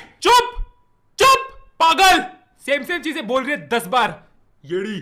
मीना की बातें सुनकर सभी सीनियर्स भड़क जाते हैं। इसाओ मीना को उसकी पोस्ट पे वापस भेज देता है, जिसके बाद वहाँ सिर्फ काफ्का को मारने की ही बातें चल रही थी। दूसरी तरफ हम काफ्का को देखते हैं जो उसी पल को याद कर रहा था जब मीना की कैट की डेथ हुई थी। उस वक्त काफ्का को खुद से नफरत हो रही थी कि वो मीना की मदद नहीं कर पाया। उस दिन काफ्का ने अपने आप से वादा किया था कि वो मीना को रुलाने का बदला काइजू से लेके रहेगा और इसीलिए लड़ाई के दौरान काफ्का ने अपने कोर पर हमला किया और वो मरना भी एक इंसान की तरह चाहता था। काफ्का की आंखें खुलती हैं और वो अपने आप को हॉस्पिटल में पाता है। तभी इसाओ को वहाँ देख काफ्का हैरान हो गया था। इसाओ काफ्का को शांत होने को कहते हैं और बोलते हैं कि वो उसे मारने नहीं आए हैं, लेकिन असल में काफ्का उन्हें देखकर खुश था, क्योंकि अगर इसाओ उसके हाथों मारा जाता तो वो कभी किकोरू के सामने नहीं आ पाता। तभी काफ्का को रियलाइज होता है कि अगर वो जिंदा है तो क्या उसे एक्सेप्ट कर लिया गया है और अब क्या वो भी डिफेंस फोर्स का हिस्सा है। इसाओ शिनोमिया बोलते हैं कि अगर काफ्का के अंदर सच में इंसान का दिल होता तो अब तक वो उसके हाथों मारा जा चुका होता, लेकिन एक कोर होने की वजह से वो अभी तक जिंदा है। काउंसिल भी काफ्का को काइजू ही मान रहा है, लेकिन उसे खतरा है या फिर नहीं ये अभी तक तय नहीं किया गया है। लेकिन कई सारे सीनियर्स काफ्का को जिंदा नहीं देखना चाहते। काउंसिल की बैठक के दौरान इसाओ ने फैसला सुनाया था कि काफ्का हिबिनो यानी काइजू नंबर 8 उनकी ओर से लड़ेगा। उनका ये फैसला पूरी काउंसिल बैठक में हलबली मचा देता है। इसाओ अपनी बात रखते हुए बोलते हैं कि जिस तरह आजकल इतने दाई काइजू दिख रहे हैं उनका सामना करने के लिए उन्हें काइजू नंबर 8 की ताकत की जरूरत पड़ेगी। अपनी बात को रखते हुए वो सभी को काइजू नंबर 6 का वो वक्त याद दिलाते हैं जिसके हमले के दौरान 200 से ज्यादा ऑफिसर्स और 3 कैप्टन्स मारे गए थे, जिनमें से एक किकोरू की माँ भी थी। लेकिन इसके बावजूद सभी इसाओ के फैसले के खिलाफ थे। इसीलिए इसाओ काफ्का का नाम लेकर बोलता है कि उसे अपने आप को साबित करना होगा अगर उसे जिंदा रहना है तो। असल में यहाँ काफ्का को एज अ वेपन इस्तेमाल किया जा रहा है। काफ्का बोलता है कि वो डिफेंस फोर्स का एक ऑफिसर है और ये बात एक दिन इसाओ भी एक्सेप्ट करेंगे। हम देखते हैं कि सभी के पास काफ्का के बचने की खबर आ चुकी है और अब जाके सबको चैन की राहत आती है। लेकिन अब चीजें इतनी आसान नहीं रहेगी। वाइस कैप्टन होशिनो बताते हैं कि अगर फोर्स के बाहर पता चला कि 3rd डिवीजन के साथ एक काइजू है तो इसका नतीजा क्या होगा उसका अंदाजा भी नहीं लगाया जा सकता। वैसे दूसरी ओर काफ्का इसाओ से बातें करते हुए सो गया है और इसाओ उसे उठाने की कोशिश कर रहे हैं। वैसे इतने वक्त तक काइजू नंबर 9 अपनी तैयारी कर रहा था। उसने ह्यूमन थिंकिंग को समझ लिया है और वक्त आ चुका है अपने प्लान को अंजाम देने का। काइजू नंबर 9 का मकसद इंसानों से काइजू की पावर्स वापस छीनना है और यहाँ पे काइजू नंबर 8 का ये सीजन खत्म होता है। और आपके लिए ये खुशखबरी है कि काइजू नंबर 8 अगले साल वापस आ रहा है अपने दूसरे सीजन के साथ, यानी कि आगे की कहानी आपको जानने के लिए ज्यादा इंतजार नहीं करना पड़ेगा, सिर्फ 1 साल। हमने तो इससे ज्यादा अपने फेवरेट एनिमे का इंतजार किया है, लेकिन अब तक वो वापस नहीं लौटा। वैसे आप काफ्का को किसके साथ देखना चाहते हैं, मीना या किकोरू? कमेंट में जरूर बताना। और अगर आप इन दोनों को मेरे साथ देखना चाहते हैं तो इस वीडियो को लाइक करके चैनल को सब्सक्राइब कर दीजिएगा।